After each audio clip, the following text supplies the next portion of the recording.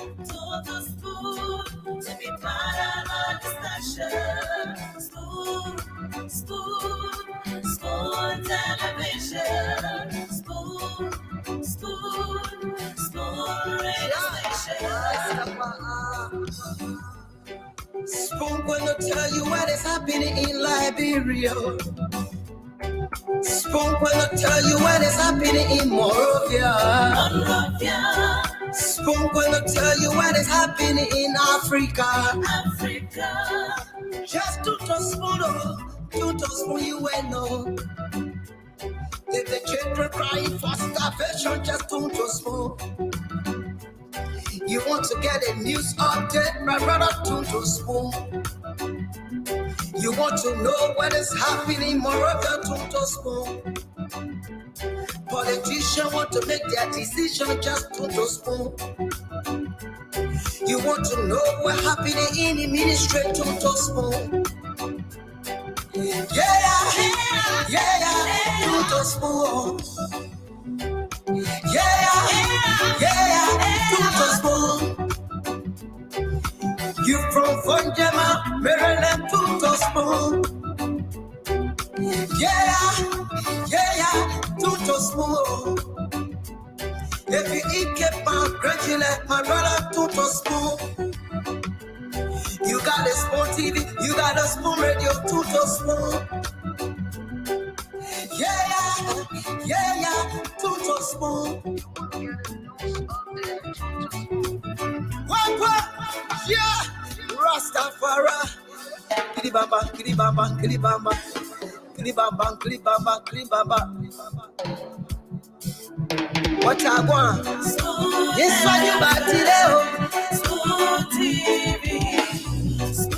This one you back today. Spoon TV. Spoon TV.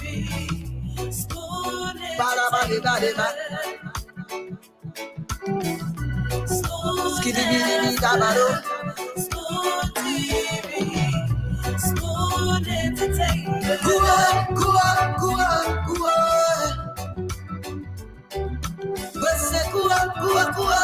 to there. Go to there.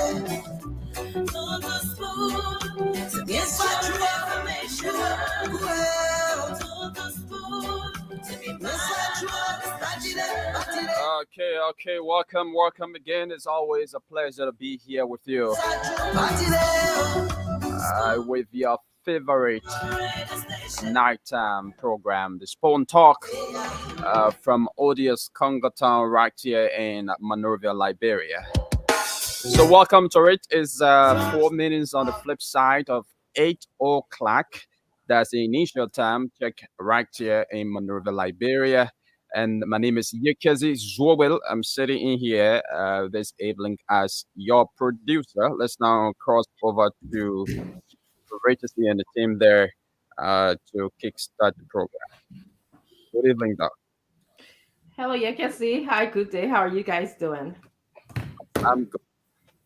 Well, I'm good. God morning me. Everything is still okay. That's good. Let God be God, right? Yeah. Yeah. Well, today's Monday. We want to welcome all of our audience, our viewers, our listener to Spawn Talk. You know, this is your radio station. This is the place where you come to get your information. And we will bring you the information that you can just filter, dissect and be informed about what's going on in our beloved country. Um, Today, the panelists will be rolling in. We'll be having a series of discussions on different trending issues. But I'd like to turn over now to Yegesi and Good Day to give us a briefing on what is happening in the country. I apologize. I thought I was feeling much better since Thursday when I was not here, but you probably can hear my voice a little bit. I'm sort of recovering. I don't know what I'm doing with this cold anyway, but it's here. But I'm here. This is the service we provide to you. The panelists and I, we just come in because of love our country. This is not about, wanting to be heard or anything like that. So it's just because we want to provide the information to you. So I'm going to turn it over to Yekesi. Yekesi, can you please tell me what's going on in our country, our beloved country? Yes. Okay. So, uh, the former senator of Maryland County, in person of John Balut, Mm-hmm. he has promised to lead hundreds of citizens from different political parties, meaning from the opposition community. I told the headquarters of the Unity Party and the Alternative National Congress on Thursday to present a petition calling on Mr. Boakai of the Unity Party and Mr. Alexander Cummings to contest on a single ticket during the October elections.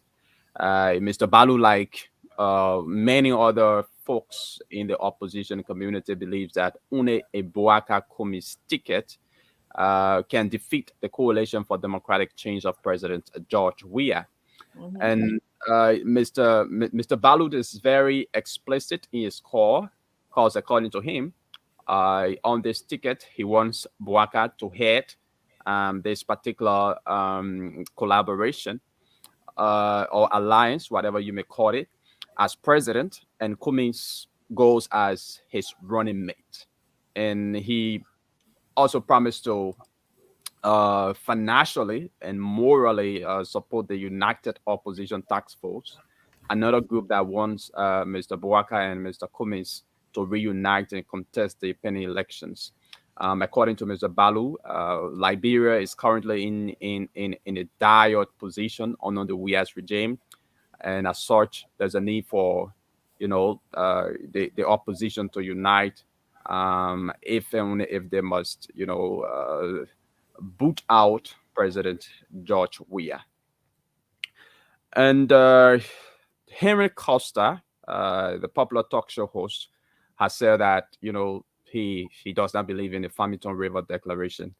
And the Farmington River Declaration is a document that was recently signed, committing all stakeholders to peaceful election in October. According to Costa, most of the violence or the violent acts in previous elections and during protests have been provoked by the government and not the opposition community. So the government has just got, to do what is right, to allow citizens, express their views, to allow citizens, you know, um, you know, kind of exercise their rights on October 10th. But he does not believe in the Farmington River Agreement, and according to him, he's going to resist any attempt by the ruling establishment, by President George Weah and his CDC party, to rig the election or cause any interference within the elections. Yeah, so far so good. That's all for my end. That's really great. Before we go to Good Day, I had a question and I had a thought about the senator that you spoke about, Balu. Did he ever, do you guys have record of him speaking out during the CPP crisis when the CPP, when Mr. Cummings was taken to court and the CPP was on the verge of falling apart? Are there any record of him calling for unity or calling for people to come together? Um, do you guys know? You have any record? I don't have any recollection of that. So I was Uh, just probably there's a record, but I don't have it and I cannot recollect. okay. James, you pretty good at remembering things here. Do you have any recollection of this interest of getting people together? Having a group of people marching to the leaders of the CPP to maintain the CPP uh, by Senator Balut. Yeah. He has not this recent time. So in the past, you heard him say And he called. you're talking about during the Cummings case. In the Yes, I'm C- talking about during the Cummings case. Did he come out with the same kind of energy, motivation that he has right now to call for unity, to call for the four political leaders getting together to call for the case against Mr. Cummings as fraudulent, and he now denounced the case against Mr. Cummings. Do you have that recollection? Good day. I don't know what you're talking about, but I know he spoke at the time I was in Liberia. He spoke. I think it was on KMTV that he spoke. Mm. I think he made a statement in Maryland, if I'm not forgetting, that there's no need for the opposition to be going after one another. It's good to be together and weaponize whatever you have in making sure that President Weah leaves the presidency uh, at the ballot. At the ballot, yeah, I know he spoke on that, but I can't Mhm. really lay my hands on the video. But at that time, I was in Liberia. I know he spoke on that Yeah, several months ago. Yeah. that's good.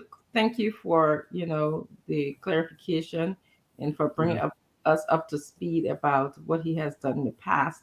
I'm just curious. I was just the energy that he has now. I really like that energy of taking people to go speak to Mr. Buckeye, I guess. But I was just wondering, and I wanted before we go any further, I wanted to just read the preamble, which is the agreement, the reason why the CPP came together.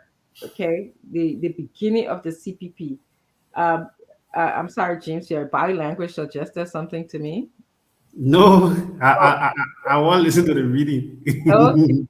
okay. I'm sorry. I'm just very good with just reading people. So when Yeah. so anyway, it says we, and I want Liberians to hear this because I kind of have been wondering about the energy that everyone seemed to have right now about getting the CPP together. And I went back and did some work on the CPP to see what did they come together and why. And I didn't want it to be my voice. I wanted to the preamble of a document, a constitution have a preamble. Most agreements have a preamble. It tells you basically the spirit of the document, the spirit of the people who should be signing, affixing the signature to the document. It says, we, the collaborating political parties, recognizing that there is strength in unity and oneness of purpose, acknowledging that with the grace and guidance of God, our Creator, and with the support of the Liberian people, we can harness our peace through a solid democratic foundation that will curtail, that will stop, okay? So they feel like together with God's blessing, with the support of the Liberian people, that the political parties can come together to stop all forms of corruption. Exactly what is happening to Liberia right now.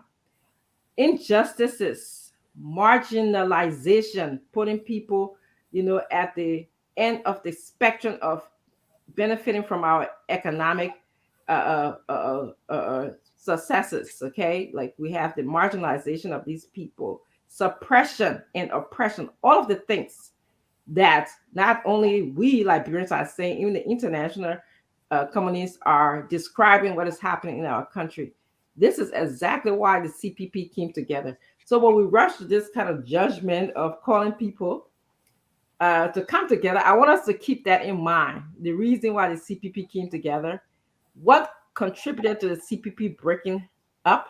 Uh, in my view, I definitely had high hopes. I was at a meeting actually when Joseph Boca came to United States, not his recent trip, his trip before this recent one. I can't remember the months. I believe was in winter because I remember that snow was on the ground. And he was in Delaware, and Spoon TV went to interview him. And he said, when I get back to Liberia, I will make it my primary responsibility to unite the CPP. And I was hopeful at that time. And now we see, that the CPP disintegrated. It fell apart underneath President Joseph Boakai.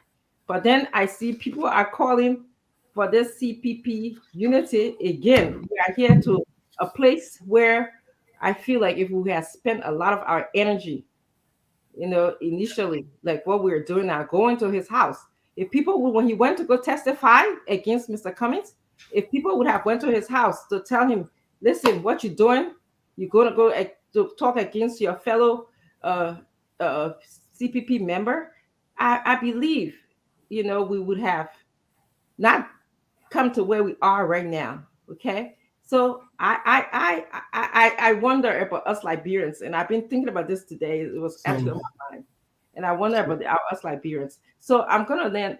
I just wanted to say this. Good day. I'm gonna go to you, and then I want to welcome Leo Johnson, my fellow panelist to the show. Leo, how was your Easter? I hope it was well. Good. Thank you. Let's go see the old man and renew things over with the old man himself. But yeah, he still Yeah. That's right. That's what resurrection is all about. Good day. Yes. Can you chime in a little bit and also follow up with what Yekesi was saying or anything you have to say? yeah, I got some things to say, but I just wanted to ask. Uh, I wanted to ask you whether you are not in favor of unity since all those things happened and those who were to come in that did not come in and the damage was caused, whether you want the damage to continue or you want them to recalibrate and forget about the past, let bygone be bygone to get unity. It's interesting when I hear you say that because it reminds me of how we think about the TRC. This is exactly where we are, the TRC report. We have not implemented that report as we should have because we're saying the same words that you're saying, let bygone be bygone. Yeah. Okay, is that how? Is that and this is why our government is where it is. This is why we are suffering our country because when somebody come and corrupt your country, steal money, we say let back on be back on. You go to the person, you go to the person's house, you say, hey pa, I beg you, please let that man there go because he didn't mean to do it. You get all your family, let back on be back on. And we have, as Liberians, we have to begin to make some, if we want our country to go forward, we have to begin to make some really, really hard, tough choices. Not easy choices. Easy, let bargain be bargain is the easy choice. That's very easy. So we really, really have to be able to sit and think. So that's my response to you. All right. Just to continue with what Yekesi was doing as it relates to updates from Monrovia. The last time we saw workers of the Ministry of Transport protesting, and after the protest, we also saw Minister Samuel D. Tue paying a visit to them.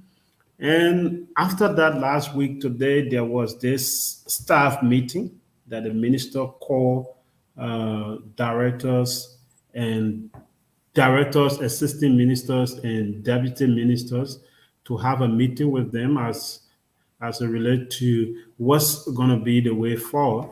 And in that meeting, he told them that protest cannot change a government. I don't know where he came from with that. That when people protest in government can't change, the protest can force the government to change. Only those who in government can change government.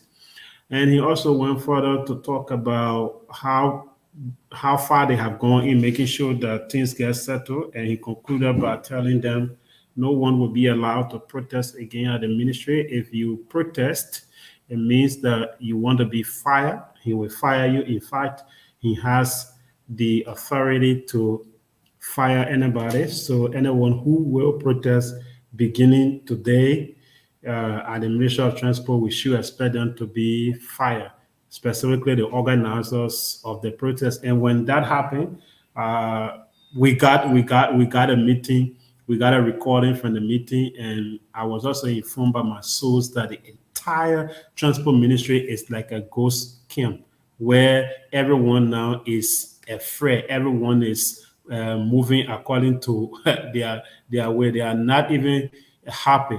Everyone is just sitting watching their friends after the minister's meeting with the senior staff today. So I'm told my source who talked to me said the entire ministry is now usher because nobody wants to even tell their friend hello before they get fired because the minister is very serious with his decision and he was instructed by the finance minister to fire anyone who would just talk about a protest at the ministry from now till next year. That is until after elections.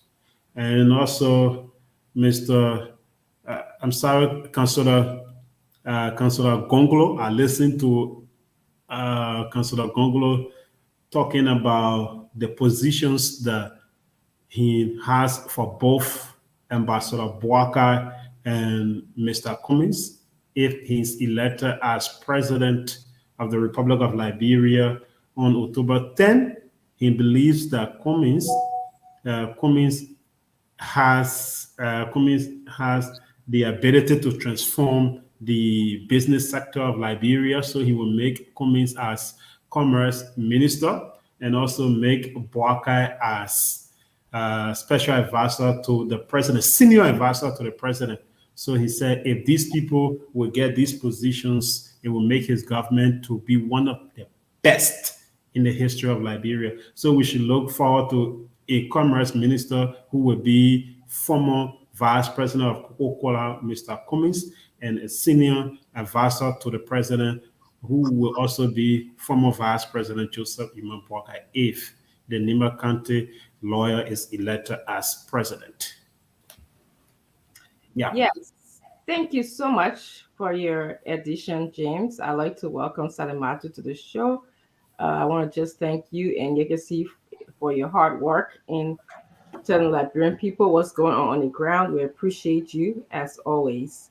So we're going to move on now. And actually, that what you said, good day. I hope we can let the Liberian people hear exactly. Yeah, they are ready. Yes, thank you very much for getting it ready. We're going to just welcome quickly, maybe spend the next 10 minutes just welcoming. I'd like to welcome our Liberian people. They are an integral part of this Spoon TV network. I like to read what they have to say as well. A lot of them are disagreeing with me, and it's okay. This is democracy.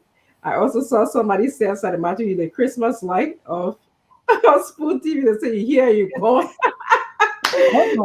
Thank you. I don't know if I compliment or not, but is it okay hello. Is it okay to chime in on the Good Day report? Some of the reports that came from Good Day and Yakazi. Yes. Can we welcome just our people and then we will just chime in because actually our main topics today will be the two things that what happened at the transport ministry. We're going to hear the clips so Liberian people can hear the voice of the minister himself.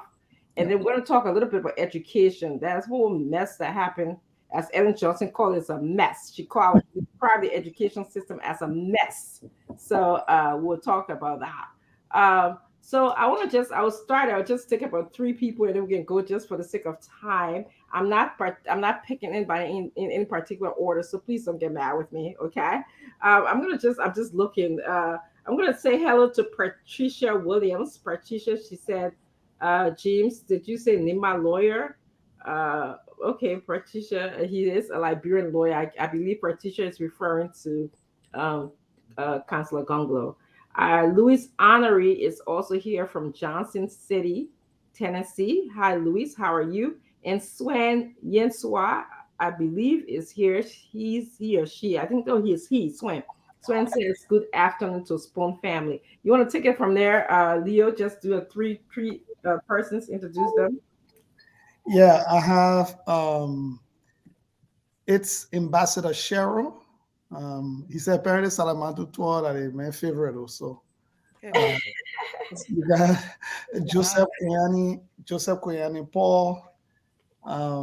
We have Mazolian Massa Fambole watching from Blue Springs, Missouri. Ketty Avery watching from MD. Baker Rances say, where is Honorable Fagon? When Fagon can you see him? We can be asking her to Fagon all living together. And then we have Lawrence Carson Neiman Jackson watching from the Scandinavia. Yes, I'm sure. Let me just tell you, Mr. Fagon going to join us. He likes for us to introduce, welcome all our cousins, uncle, aunties, my family people, he said, before he comes. I just want to give a shout out to Auntie Grace Miner. She's watching us. She usually watches us, and she actually asked that we give her hello. So thank you very much. So Mati, you want to pick three persons and then we can move forward to our opening remarks. Okay. Hi again, everybody, and hi, Auntie Grace. Um, and of course, I'm sure cousin Ade Captain is watching as well. So I want to say hi. Yeah, Minister, we're saying hi to all our family members then. Mhm. So I will start You with already know. Mary Lincoln. Yeah, let him leave people men what gotta say hello to our people there. Um I don't know, my feed is a little slow, but Mary Lincoln, I'm watching you guys from Atlanta, Georgia. I don't know if somebody already said that name. Um y'all can't hear me? Am I frozen? No, no, we can hear you. We can hear you. I'm hearing you. Can you hear me? You're very well, loud and clear. I think so.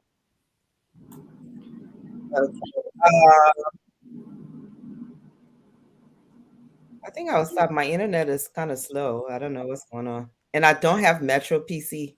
So How about Go out and come back in with your Metro PC. Orange?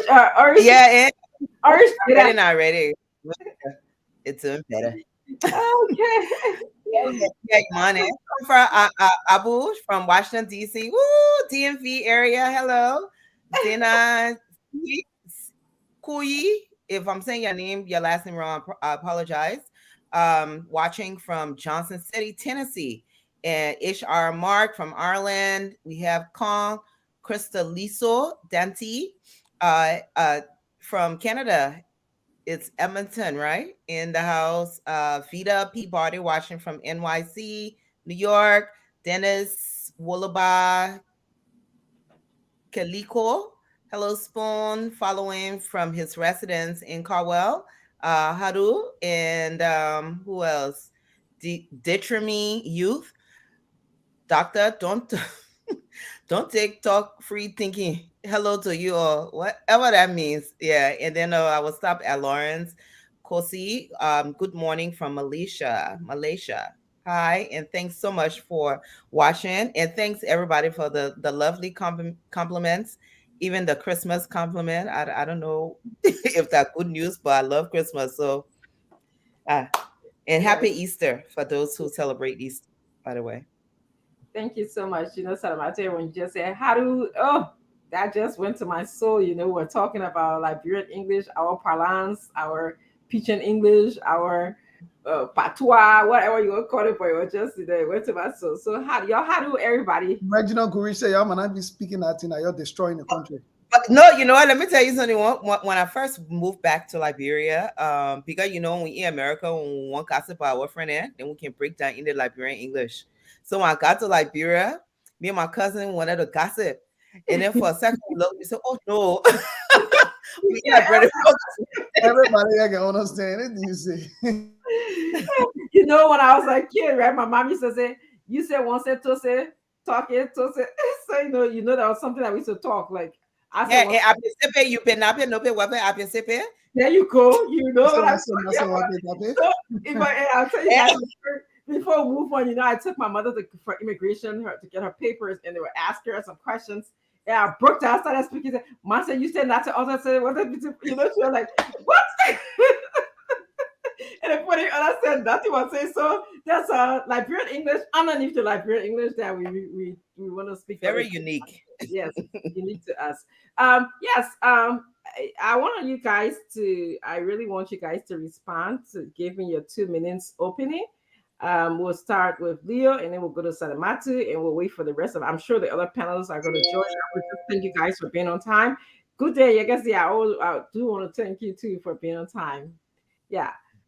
Leo, let's go. Your thoughts about what's going on in yeah, our thank you. So CPP all of a sudden seem to be the most valuable entity around the block. Interesting. They, I thought the whole CPP was dead and gone down the tracks, but it's interesting. I think few people that really lost the opportunity to rise above the fray. Again, I keep saying this.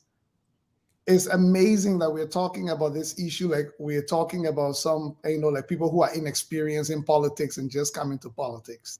We're talking about people who've been around for a long time. We're talking about people who saw Madam Ellen Johnson Sirleaf rally multiple small parties, brought them together in a way to form some type of coalition, because even a veteran like her quickly realized that trying to win an election on the Liberia political playing field in that way as a single person was almost impossible, to the point where she had to even make amends with some people who were almost like avowed enemies, like a loggerhead from some of their previous political engagements. She has to find a way to bring them together. And then some of these same people were around and they actually participated. This is where my frustration comes from with the Unity Party, to be honest with you. Because some of these people were around, they participated under Madame Salif and watched the way she masterfully navigated their space. Now, one of the persons that I feel really missed an opportunity to have really shown some leadership was Senator Darius DeLong. Because Senator DeLong became like the darling of the CPP after winning that kind of election that literally spanked the CDC in Montserrado County twice. There was no greater statement from the opposition against the ruling government than Senator Darius DeLong's victory in Montserrado. And not just the victory, but the way he did it. And there's nothing more reassuring. And I was so shocked when before even a chicken could crow, Senator DeLong chose his side. Like that quickly, as if to say they all were not working towards the same goal. If I were Senator DeLong, I would have positioned myself nicely to be a kingmaker here. I would have been the one rallying people to go to Kumi's house, to go to Boaka's house and say, the nyama thing you're doing here, you're looking at the small children to the people out there. I came through on this ticket. It's about time for you both to sit down. We need to have this conversation. He would have had the leverage because, like him or not, he came on a very popular support, especially from Montserrado County. But I was so disappointed when I saw that Senator DeLong was prepared to go public already and choose a side to be Boaka's side, when they all should have had one side, which was the CPP side, no matter what happens. Whenever you are in this type of arrangement, you always need to find the people who make themselves that both sides can talk to. Because there will come time that there will be disagreement. And people with clout, who the communist people can talk to, the Boaka people can talk to. Imagine if someone like Senator DeLong was still saying, we are sticking to what we agree upon, Ambassador Boaka. We need you to the table, Mr. Cummins. He would have had a very loud voice. They would have been forced to listen to someone like him. And I think Senator Kanga Lawrence did the exact same thing. So for me, the only thing I can say now is I want to see people, because as we're speaking now, there are still people on social media, the Henry Costas, the Anthony Casalis and whatever, stay angry with people who can just poke them small. And these are key people in these people parties. I want to see them now. Even Oni, Moriah Yakula, all of these people, you stop being on Facebook and fighting this battle. It's about time you focus on what the messaging should be rather than one mistake Ambassador Boaka making or one mistake Kumi's making. So all the people who've been out there with a wild mouth insulting Kumi's the Coca-Cola seller, Boaka the old pape, Boaka the sleepy Joe, or Kumi's that gay, all of y'all, that time for y'all to start coming back and going out and retooling the message and letting people know that you show some remorse. It will help. Outside of that, Ambassador Boaka need to reach out. Ambassador Boaka won't be standard bearer, and he believe, and the United Party will believe that Cummings is able to help in figuring out where the opposition goes. Then you come to the Ambassador Boaka should reach out to Cummings for them to sit down and talk. You start telling somebody out there to agree to be somebody vice president when you haven't done the simple thing, the simple respect. To even invite them in a room, high level, you sit down, Cummings Boaka, this is the situation on our hand. What is the way forward? Let's figure out. Ambassador Boaka, you got a proposal to put on the table, put it before Cummings. Let Cummings respond to it, in a way that he's supposed to be, so that it becomes clear who has a better idea for moving the opposition forward and who is playing stubborn. But instead, Dr. Richardson, we are seeing it play out in the media. We're seeing one day, because Cummings said he will only be president. Yeah, Cummings said he came to Liberia to run to be president. Cummings never said he'll not be vice president. Ambassador Boaka said he won't be president. He's never reached out to Cummings for Cummings to tell him, said, no, here's how I see it, or here's how we see it. You stop this media thing and throwing bad blood between each other. You go say, Ambassador Boaka, you say you won't be Unity Party people. You say you're the ruling party. You're more experienced. You show some leadership and experience here than acting like you're novices to the game. You know this game is play out better in the back end. It doesn't work. If nobody wins when it's in the public, it's up to you. If both of you won't lose, ANC or UP, fine.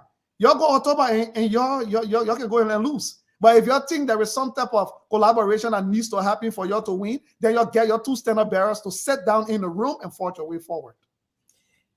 Leah, you couldn't have said it better. your points are well taken.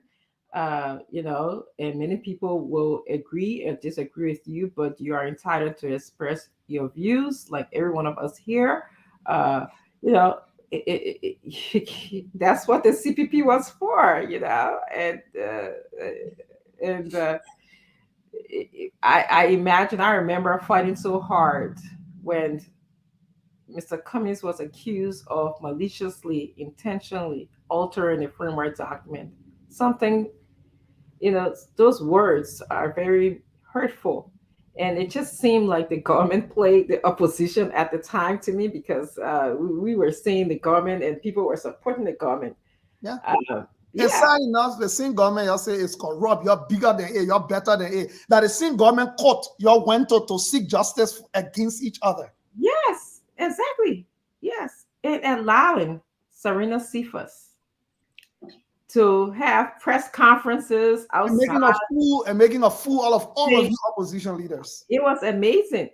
I still have that text message, in my inbox that showed how the framework document was designed, how they met on the Zoom, and it was just a mess. And so here we are today, asking for Mr. Cummings to go speak to Mr. Buckeye. When you don't campaign to be vice president, nobody, vice president, Senate bearer selects the vice president. You can't go ask somebody, say, can I be a vice president? I never heard that. Maybe I'm hearing it now in Liberia where somebody can say, oh, can I be a vice president? But anyway, it's about to tell your own, yeah, because in the only show, everybody told their own yet. That's why I tell you. So at the end of the day, people dissect and process the information. That's the beauty of democracy, exchange of information. Go ahead, Salima, to tell your own. Yeah. Leo, what you're saying, I mean, as you're talking, I'm like, a couple of months ago, about a year ago, 2 years ago, that was the intent. That was the whole purpose of it. And we've seen in Liberia, as much as we like to act like we like process and we're against corruption and all of those things, I don't know, maybe because we've lived in it for so long that we think it's a norm. You have a situation where a group of people come together. You understand that within leadership or management that everybody's not going to agree. There will be disagreement. When you say you do this, the other person will say, no, I want da da da da da da. No problem. But that's where leadership steps in. Leadership knows how to manage disagreement. They had a disagreement, and instead of us fixing it behind the door, we took it to the very government, like you said, that we accuse of being very, very corrupt. And I'll tell you one thing about CDC. They can hold together. No matter what's happening in the background, they can hold together. Everybody in line. You you count aside. You don't sit behind. Yeah. And President Weah actually demonstrated that he's more mature in getting a coalition together than the experienced. I said, you can have tape. You play they won't know. They care. They can't outside the whole hand. They go in the back to cuss each other, and that's the way it's supposed to be. But these are the kind of things that we like. The other thing that was on my mind, was joking about this was the fight, so to speak, between the president and Mr. Goodrich. That happened. No, Salamatu, it was a good show. But anyway, tell us your views. Yeah, you have to go back and watch that show. Yeah, we didn't want to even leave the show because we had an after comment show, which is very rare that we do that here. But go ahead. Let me say, I'm not a sedition fan. Yeah, I don't support the government, but I must say, I stand with George Weah because I myself wanted to know what happened to the car and what happened to the mayor's house. No, but I will go back and watch the show. Mr. Goodrich said he didn't.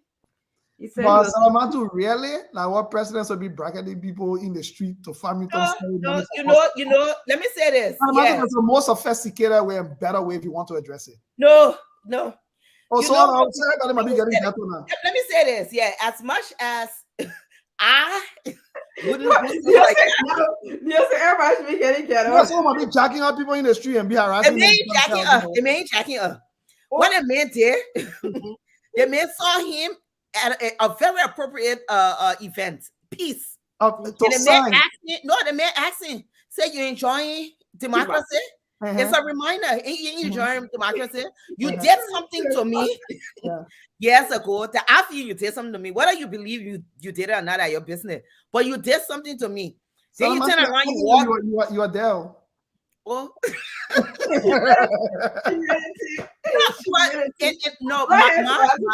I like it. My thing was, it just took me back because other people that knew the two characters, it took me back when they said, this happened during Taylor's time.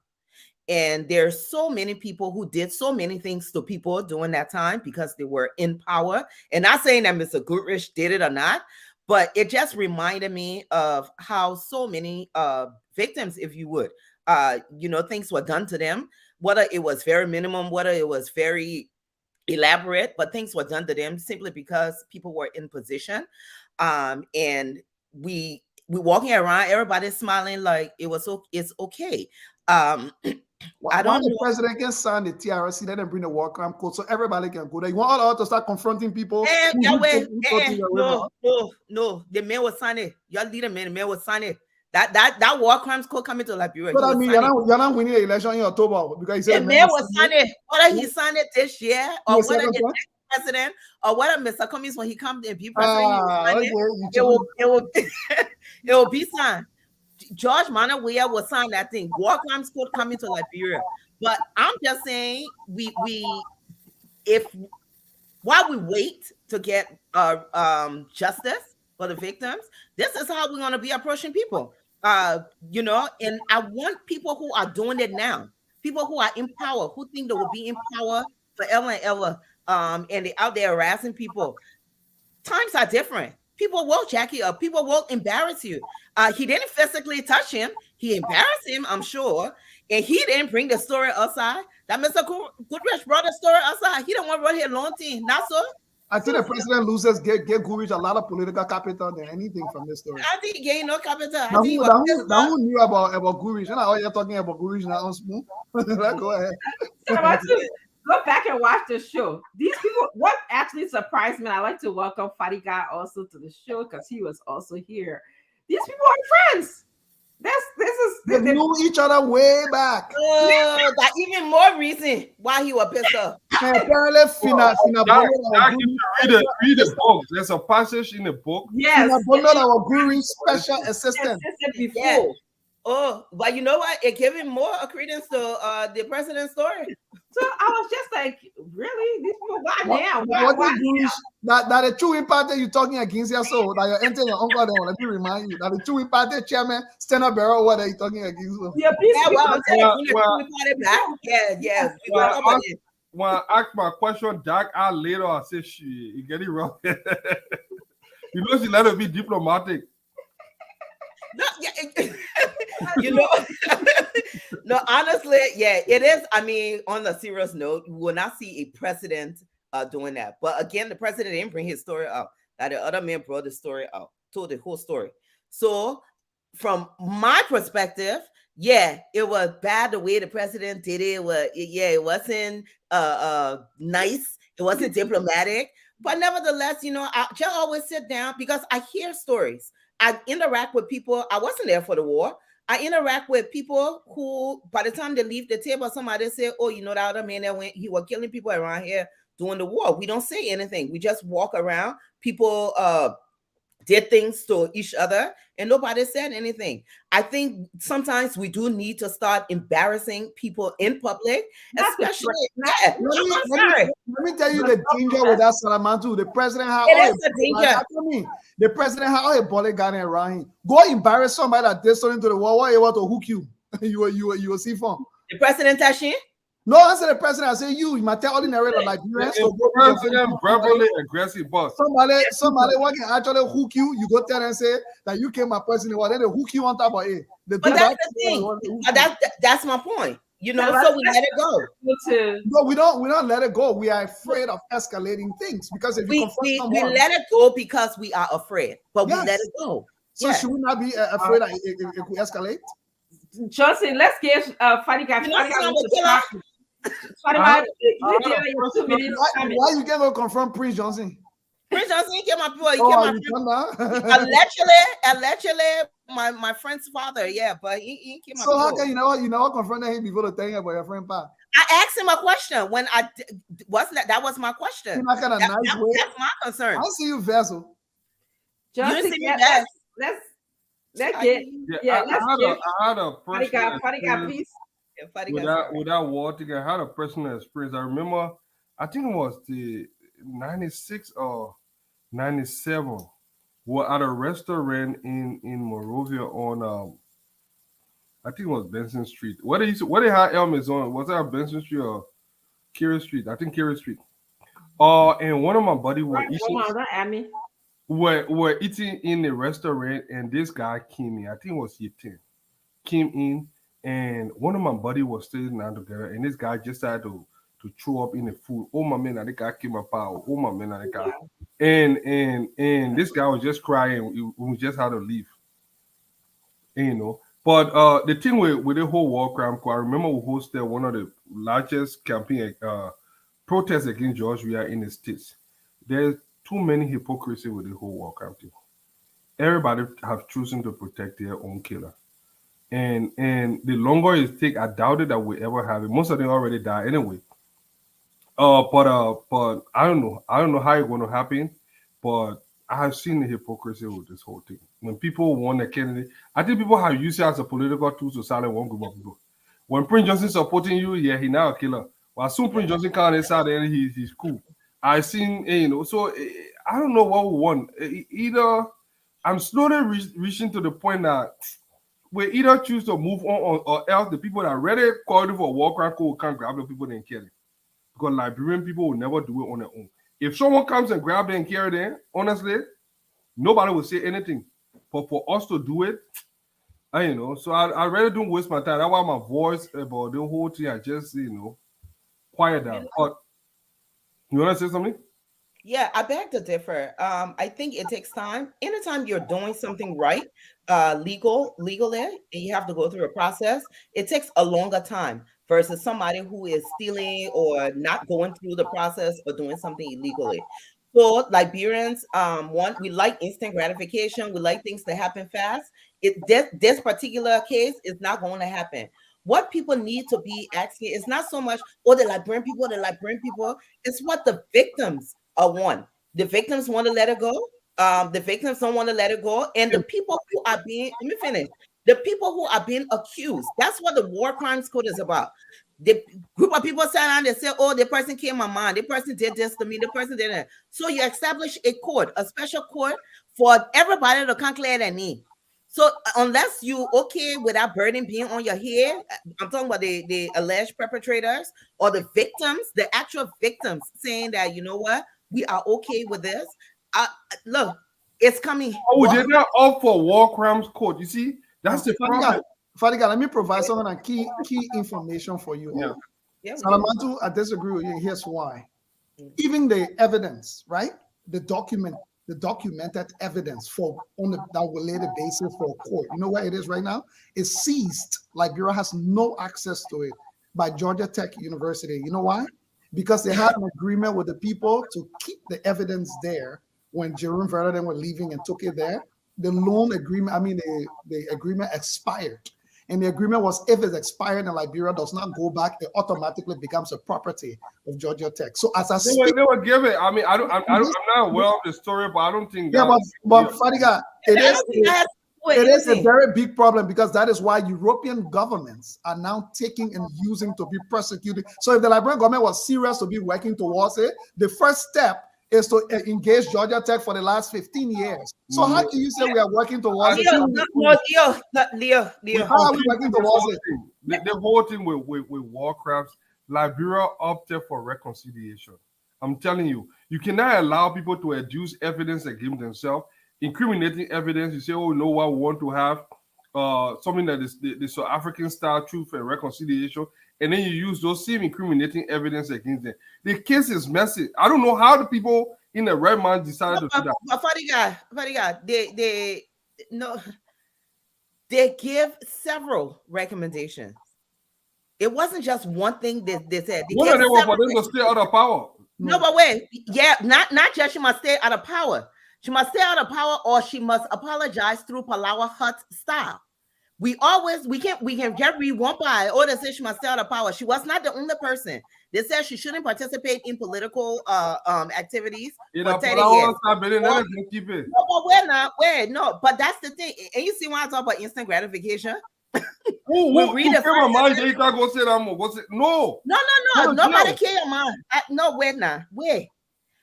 There were different people who are accused of different things in the thing. Everybody was accused of killing. Everybody was accused of contributing some kind of way. There are some people with money. There are some people who would actually kill. So they give different recommendations for it. Huh? Now, when I accuse you of something, I go sit down, all sit down in the truth reconciliation, we talk, and I say you went and came my mind by. It's not they're not condemning you at that. You are not found guilty at that sitting. You established the court so you can go to court that everybody proved that you didn't do it. That the limit, I can explain it.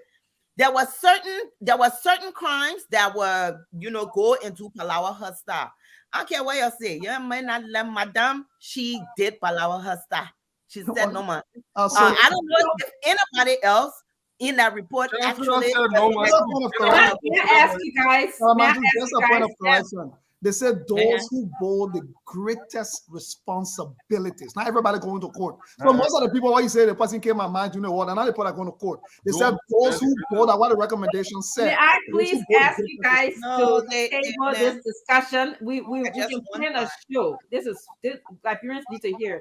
I want us to plan a show where we can at least go through. And bring a lawyer. Yeah, bring the people in here. So let's table because we have an agenda. I'd like to welcome Minister Fagon to the show. Thank you for being here today, and thank you to all of the panelists for being here. We have a topic today, and the first topic, and Jim's is going to come on. We're going to talk about what happened, what the transport minister said today. And I'm going to ask every one of you, after you listen to the tape, to give us your thoughts on it. And so Liberian people can hear different views and be able to filter, dissect, and understand the information. And eventually when they call in, they will be giving their opinion as to what they thought about the transport minister's expression to that. But before we go, Minister Fagon, you want to just say anything to Liberian people before we move on to the tape, or you want us to move on? What would you prefer? Just to say hi to all of you guys and thank you for being on today. And hi to all of the Liberian people and to let them know that help is on the way. Okay. All right. Good. Thank you.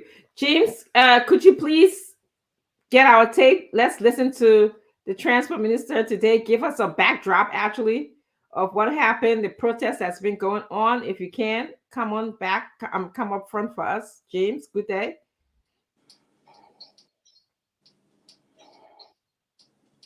James, yeah, good. I see you coming up.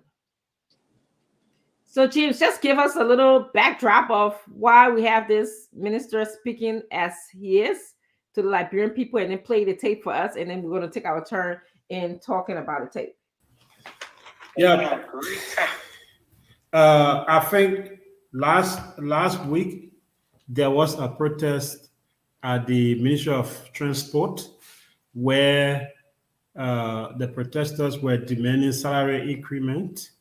They have been doing well, extremely well. They have been raising more revenue, but their salary still remain the same. They make more money and take home lesser money. So they protested last week, calling on the government to see into it and increase their salary. And that led to the finance minister appearing there to talk to them.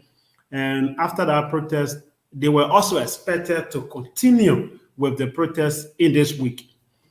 So today there was this senior staff meeting where assistant ministers, deputy ministers, and directors attended the meeting. The minister called them to talk to them regarding the plan at the ministry going forward. And he narrated a lot about how the plan, how he helped them bring in police, went to finance ministry, bring in Minister Tour. So basically, it is about the protest that went on, and he finalized by saying there will be no protest there. No one is going to protest at the ministry again because he has the power to fire anybody. And if you do it, you who planning, you will also be fired. And according to my source, who, when we were on the show, also texted me, my source said to me that he's also threatening, and in the video, in the clip, the audio you're going to listen to him talking about it, he also talk about assistant ministers and deputy ministers, that he's the minister. He's been there for over 20 years. So if you want to be minister, wait when President Weah goes to bed, he wake up and get rid of him, and then you will become a minister, but he's the boss. If you try it, he will fire you. So basically, nobody is allowed to speak at the transport ministry. And it says since today, after that meeting, the entire ministry turned to a ghost camp. Everyone walking in their land. No one is touching their friend. I have a very credible source that I can do anything to give out information. Thank you so much. Good day. Let's hear the video, and then we'll take our turn talking about it. Yeah, so it's divided into 3 parts. Okay. All right. No problem. Is that a tape? No, you were talking. I was about to play the. No, I thought you said Leo, but go ahead with the tape. I'm so sorry, Leah, man. Good day. Go ahead. All right. No problem.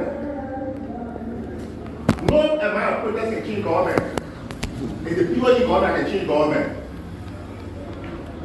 We found out 4 years ago that our payroll was weak. I don't make payroll. I don't even know who on payroll here or how much money people make here.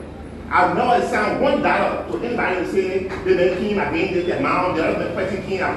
I've never bought here your quote unquote allowance budget and salary for your already say I don't change it.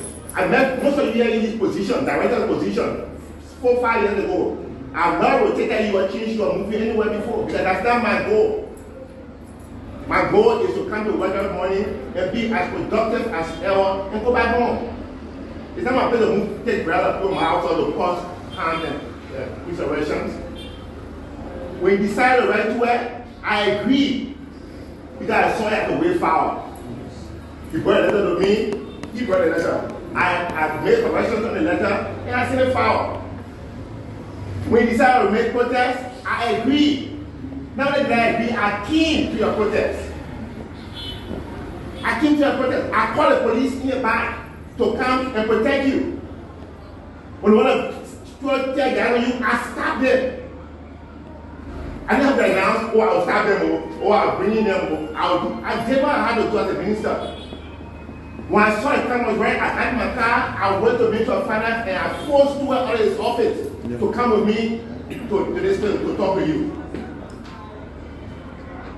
We set up a meeting. So for Wednesday, I changed the time from Wednesday to Tuesday. Because I knew Wednesday was going to hear what they say or going to have an excuse. We went to the meeting. He wasn't in the meeting. They had another meeting downstairs. I went downstairs, people who were there, and brought him up to the meeting to speak to the Minister of Transport people. When you saw our presentation, or your presentation, he started to back us. I said to him in the meeting, I can't fire you, but I'm not firing him because you fired our friend. Yes.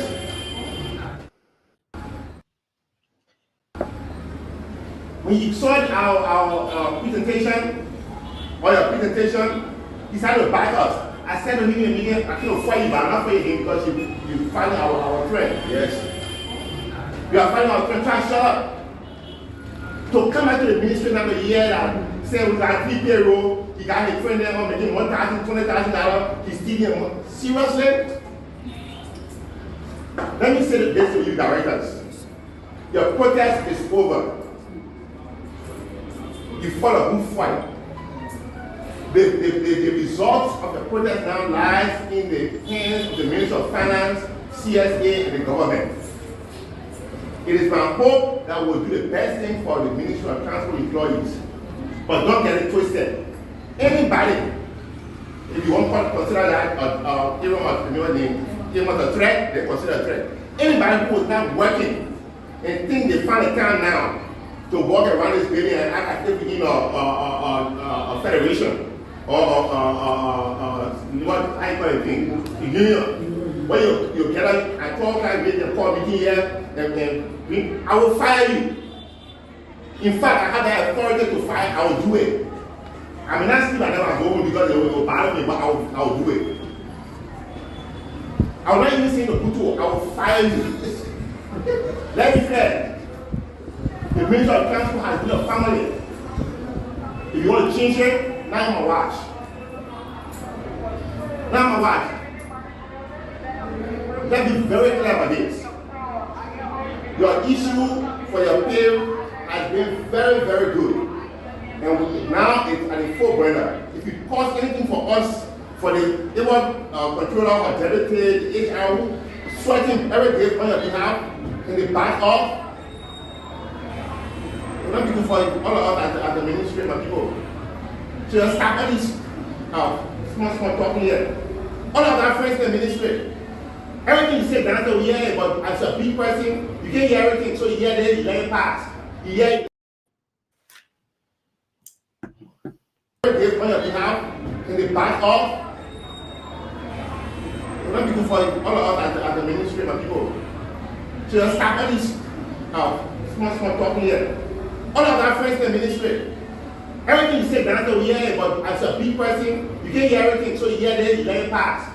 You hear, you let it pass. As you ought to. But don't get it twisted. We get everything you say. Everything you say will know you. We know your rank leaders. We know your small conversations in your office. We took those conversations being frustrations.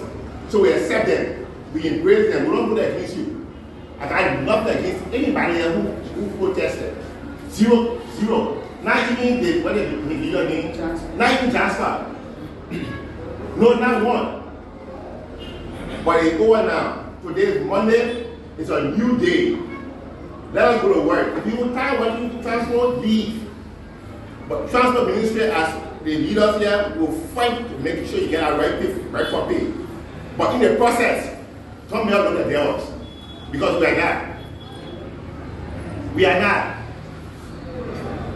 We are not. I've been working in government about 20 years at the same position. So believe me, that is 4,000 someone that I carry where they are making me look at this. 20 years in this same position, 3 governments. Not because of my eloquence or my competence, but just because of the way I work and my relationships. So let's stop it. Just stop it. If you're so good, include your deputy minister, your assistant minister, you're going to be minister. But now, at this point today, until Job changes his mind tomorrow morning or whenever he changes his mind, I'm the minister. And I want to do the best because for me, my journey doesn't stop here. This is just a bump in the road for me. And none of you here was calling for me. So let's work together. Y'all have a good day, work hard, let's continue to do what we do, and we'll continue to do what we need to do better to ensure that everybody is happy. We clear? Thank you. My goodness.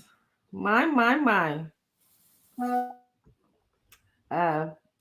have a lot of thoughts, but I want to give you guys the opportunity to share yours. I'll just say one thing and I'll let it go. I was intrigued by his comment, no amount of protest can change government. It is the people in government that can change government. That's a black lie. Okay? Go see how many protests Martin Luther King participated in. And his protest resulted in a Civil Rights Act that prohibited discrimination of any person due to your race, your sex, your orientation, your religion. So, like the United States government was changed due to Martin Luther King's protest. So that's a black lie. Anyway, I'm going to start with you, Leo. Your thoughts? I have mixed feelings. I was disturbed by that. I mean, I hate to say it, but I'm not surprised. The whole civil service, it makes no sense. Everybody's running their own kingdom. Every ministry runs like a kingdom by itself. There is no coordination across the field. First of all, like I said the last time, why should ministers be bothered with civil servants' salaries in the very first place? We should have a central paid system if civil servants are working for the government. That once you get in government, the only way one government person will not get paid is all of the government people don't get paid. That should be the only way. Because if salaries are issued this month, that means all government payroll, everybody on government payroll should get their salary. Now, when it comes to the issue of salary increment, this is what happened. When you have no way, no processes in place for people to, go through to access these things. In fact, in other places, every year you will find out that there are bargainings, and with the government, like the employees have a way to bargain, either through the union or through other processes that they're able to go and bargain for salary increment or benefits or whatever they want. So it's not a surprising thing. It is expected. There are processes for it to happen. And sometimes, yes, it goes to a protest, but you know what? Those protests are not surprising. Because if the bargaining breaks down, let's say people are bargaining, but our problem is fundamental, Dr. Richardson. And the fundamental problem is it is impossible to have $500 to $700 million to run an entire government. That's voodoo economics. It does not work. If you break down the numbers, that $100 per every Liberian for the whole year, that means your medical, your education, your food, everything, you're supposed to get $100. It makes no sense. So until government can figure out how they can increase the Liberian revenue generation through productivity, not just through aid money, but through actual productivity in the country. This is going to be a recurring theme. Ellen Johnson Sirleaf took it from $80 million to $500 million. So she could increase salaries and pay people at a certain rate. And beyond that, Ellen Johnson Sirleaf facilitated a lot of other sources of revenue that were not coming through the government directly. There are a lot of international organizations operating in the country who were also employing people, increasing the rate of employment. Here, so far, everybody seemed to be zeroed in on the government as the only source of income. $500 to $700 million, you can make it work. Unfortunately, the ministers themselves, all of these ministries don't seem to find any particular way to deal with the issue. If your people in your ministry are protesting because of salary increment, I would have thought you would have engaged them first to be their advocate to the central government rather than going to get Samuel Twer to come and, tell the people, say, you do. And like the Ministry of Finance seems to be the be it all. Anything happen, just send for Twer. Anything happen, send for Samuel Twer. Anything happen, send for the same thing we saw in the legislature, we saw information ministry. So if all these ministers are not figuring out what they're supposed to really be doing, Samuel Twer seems to be the answer of it all. Can we just collapse all these ministry under the Ministry of Finance once and for all so Samuel Twer can just actually run it? Because I don't understand how the Minister of Finance is the one that seems to be able to understand the salary complications of people at Transport Ministry advocating for salary increase and not the minister advocating to the central government for something like that. Yeah. So I'm going to move to you, Salamatu, and also this question also goes to you too, Mr. Falcon. I was actually bothered by the tone of voice, by the command. There was a sense of intimidation or talking down to.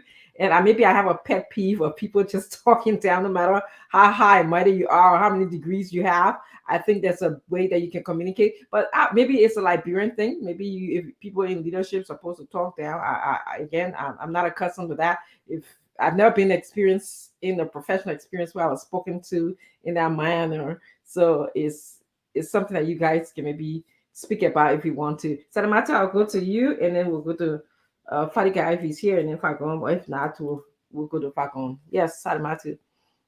First, when I heard the story, I honestly thought it was a lack of salary that they weren't getting paid. But when I went back and listened to it, it's for salary increase. And I started thinking, isn't there a process for salary increase? It doesn't that have to go through maybe the national budget, if you will, which means if there's a process, it's going to take time. They're not going to see it maybe this year. They may see it next year if they lobby for it. So I wasn't really clear on the two, but apparently it was because of salary increase. And while I do agree with you that the tune, that's how a lot of us who work in Liberia, with certain people, that's how they actually talk to you. It is very condescending when they're speaking to you. So I get what you're saying. They do it a lot, and it has become the norm. And these are some of the things when we try to say something, people say, "Oh, that your American thing, that your American thing," as if we have owned the monopoly over being rude and unprofessional. Because sometimes that's what it come across as. But I am going to say, when he first started explaining what he was doing, how it sounded like he was very annoyed. Like he was annoyed, he was disappointed. And nevertheless, there's no reason to talk down to anybody, but that's what it sounded like he was very annoyed. And I will say this. I'm not a huge fan of Sam Wulu. I'm not a huge fan of the manner in which he delivered his message, but I will say I understand where he was coming from. And I'm not talking about the threat of you cannot protest, because I think Leo said it. There should be some kind of process. Isn't there a union you're supposed to go through or something? If you want to protest, you can't just be jumping up every day and just protesting on the job. I mean, I'm sorry, you're there to work. If you have any disagreement with your salary, you either go to your union, you go to, I guess, civil service, or you put in writing, you give it to the minister, and it's not going to happen overnight. But when I heard him speaking, to be honest, he sounded very annoyed. One, that I've gone above and beyond of what I can do to help with the increment, because that's what it seems like. I don't think they were missing salary. They wanted an increase in salary. Two, and if I've done everything that I can to do it, you're not going to see it tomorrow. You're not going to see it next month. You will see it regardless of if the ministry is making a lot of money at that time. You're not going to see it just that. Half of us here have worked in corporate America, not so. The company make plenty of money. You don't see it that year. You may see it the following year, because they usually have a structure where they say, at the end of the year or mid-year or whatever, we will give raise depending on our performance or what have you. But it doesn't happen because, I write my boss and I send him a letter and I said, "Oh, I believe I'm owed a raise." So, two, let this be a reminder sometimes when we hire or we elect people based on petty sentiments. Isn't this your Southeast boy? What are y'all complaining about? Because that what people are running around here when elections, the time of election, instead of saying, what, I'm going to elect somebody who has capable people around them who have shown that, they will look out for the Liberian people, or they know what they're doing, or blah, blah, blah, blah. No, our first thought was he from Southeast. He's from this county. These are the reasons why we don't make that our priority when we are electing or when we're hiring someone. But again, what I can say, this too is Liberia. So Thank you, Salamatu. We're going to go to Fariga. Fariga, I just want you to touch on the fact that the minister said that he continues to make his $4,000+ a month. And he actually attributes that to his eloquence in his speech and his experience and the fact that he's been there for 20 years. I'm looking at the backdrop of the way how you spoke to the Liberian people about your position versus the fact that they're saying that there's money that you guys owe us. We're not asking for missing money, but there's money that we should have gotten increment in our salary that we didn't get that. But and the fact that why are we here now? Why are we here now? So I don't know if you can weave that into your response, and then of course, Mr. Falcon coming lastly. Well, there's an old adage that says today's decision are tomorrow reality. Well, the decision we made in 2017, this is the reality. Ellen couldn't rest. I know she did some bad things, but Madame Celie did some good things.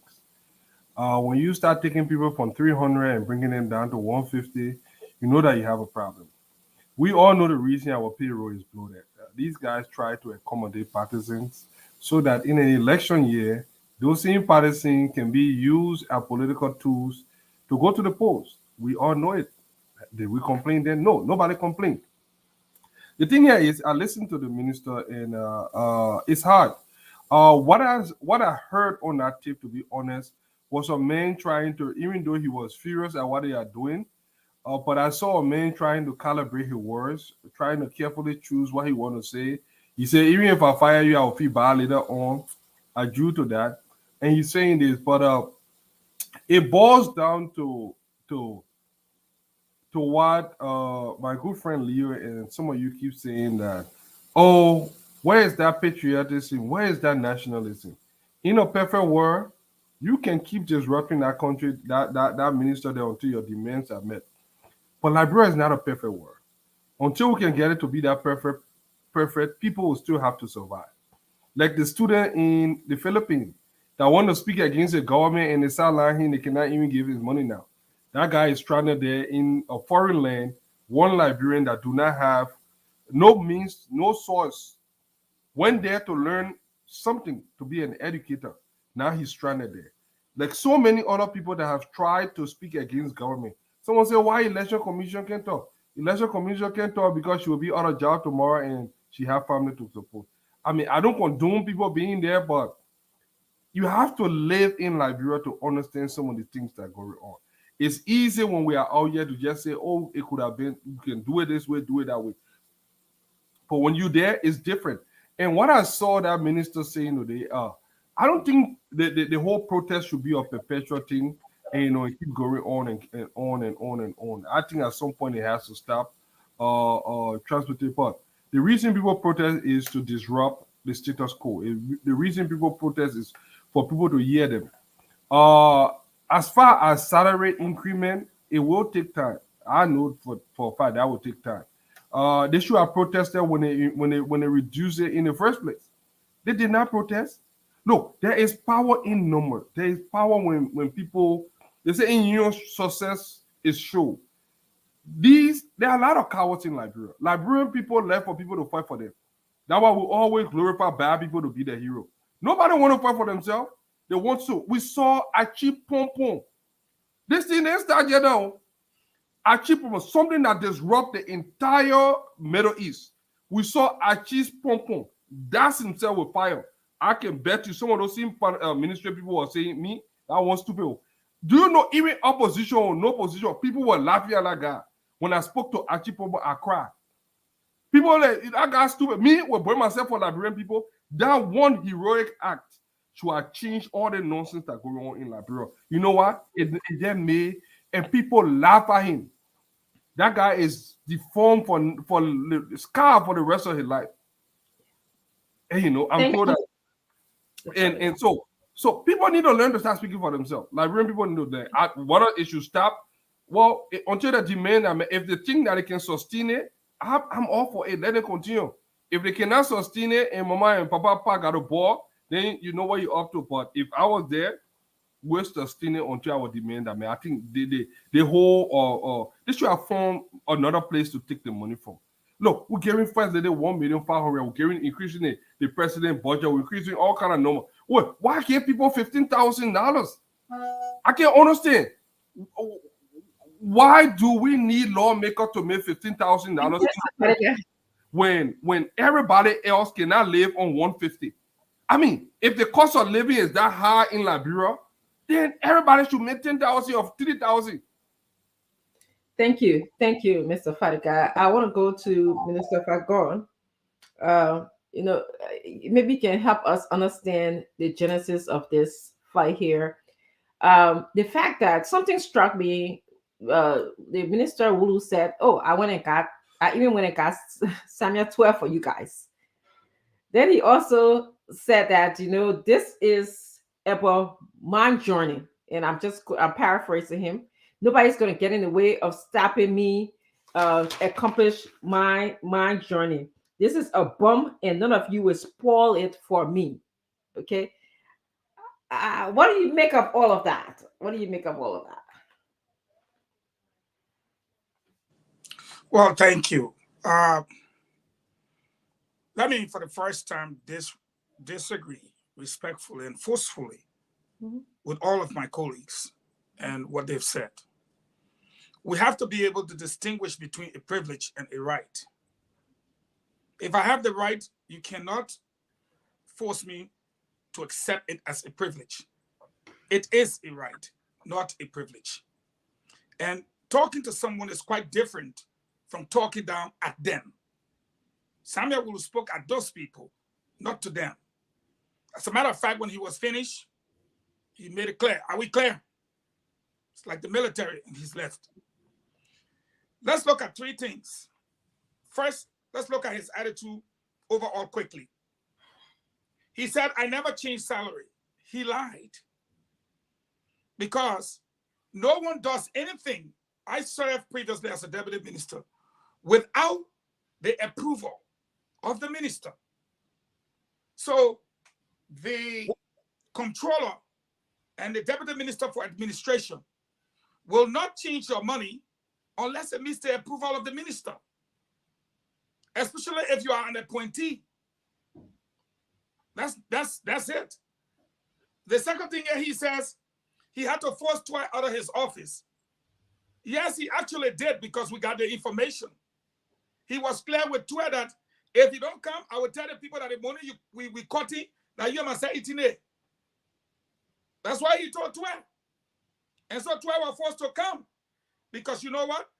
The sole purpose of harmonization, you heard the word harmonization, was to make sure that Salimatu was not making more money than Al Hussein, even though both of them were secretaries to the minister. But today, Samuel Wulu una person making more money than Eugene Nangbe una person. So the disparity still exists today. Secondly, the president said, oh, I had no idea that almost 15,000 people were making below the minimum wage 5 years now. Are you kidding me? You have violated their right. Salimatu knows that the Decent Work Act is clear. So you wronged them. So they have every right to be out there. And I will state that right and give you reference.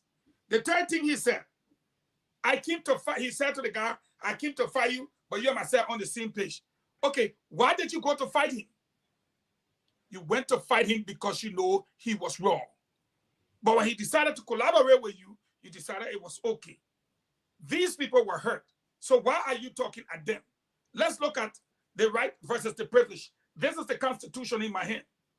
The Constitution in Article 17 is very clear that all persons at all times, not sometimes, in an orderly and peaceful manner, shall have the right to assemble and consult upon the common good, to instruct their representatives, to petition the government or other functionaries. That is the minister they are talking about. To petition the government or other functionaries for the redress of what? Grievances. Don't they have a grievance? And to associate fully with others or refuse to associate, whether in political parties, trade unions, or other organizations. That is a clear right. So they have the right to stand there whole day because they are petitioning the functionary. But let's see what Article 18 says. Listen to this. I'm quoting Article 18, which is a right. All Liberian citizens shall have equal opportunity for work and employment, regardless of sex, creed, religion, ethnic background, place of origin, or political affiliation. And all shall be entitled to equal pay for equal work, unquote. Is that all right? It is all right. So they say, listen, man, you cut our money, you chapter our pay, it's our right. But we're not yelling. We come outside to protest peacefully, to petition you guys, the functionaries, as enshrined in the Constitution. Now you go to them, you blast at them, you're someone at chicken soup you talking to.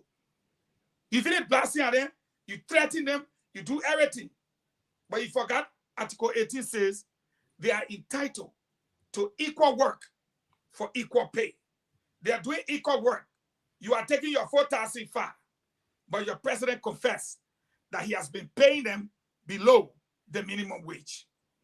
You are above the minimum wage. They are the aggrieved parties. I have quoted 2 constitutional provisions giving them the right and showing that they are aggrieved justifiably. What I look forward to tomorrow is for all of them to come out peacefully again. Touch one, touch all. Because if they don't work and make the money, you and 12 will not eat your full fat. So why can't they get their $45? It started with the Ministry of Information. I look forward to Ministry of Information coming also tomorrow because they have not done anything for them. Last night, people went to talk to them and they decided to wait. They will wait until all of them die. It's not going to happen. They need to come out tomorrow. Education Ministry is coming out shortly, but they too need to come out tomorrow. I can assure you there will be protests at NTA tomorrow. They don't need to wait. They need to come out. So everybody needs to come out. The president has confessed. If he can find 11 million for rice, if he can find 7 million to divide with people, if he can find money to buy his party t-shirts, his party berets, to get 6 political parties, he can find the money to pay them. They have gone 2 months without the $45. So all of you here, your tip you can leave in 1 week is $45. So why should these people who have been denied equal work, equal pay for equal work, who are now aggrieved, who by reasonability, the president have said, I'm sorry, I pay you below the minimum wage for 5 years. Why? Why? Why should he be talking down at them? Then he said, I see this as a bomb in the road, but it can't stop me. Then he says, listen, man, you think that the 4,005 get me looking like this? Samuel Wulu, what get you looking like that? The first thing, Wulu is lying. That he worked in a particular position for how many years? 20, he said. It's a blatant things. If I can say, you are a blatant and pathological liar. If you say a lie, put Samuel Wulu in a National Housing Authority. Go see it. If you don't see Salimatu, put it in your computer right now. You never worked there for 20 years. You, my own biological brother, Jude Allison, all of you were to National Housing Authority. Honor Ellie. Salimatu, then should have called her madam. Let her turn her son who were there. 2015, September 9. Then you see, she's shaking her head. Then Samuel Wulu went to go dedicate the housing unit with madam. Then you talking to the people. No, he's right. In the same position 20 years. You and who been there?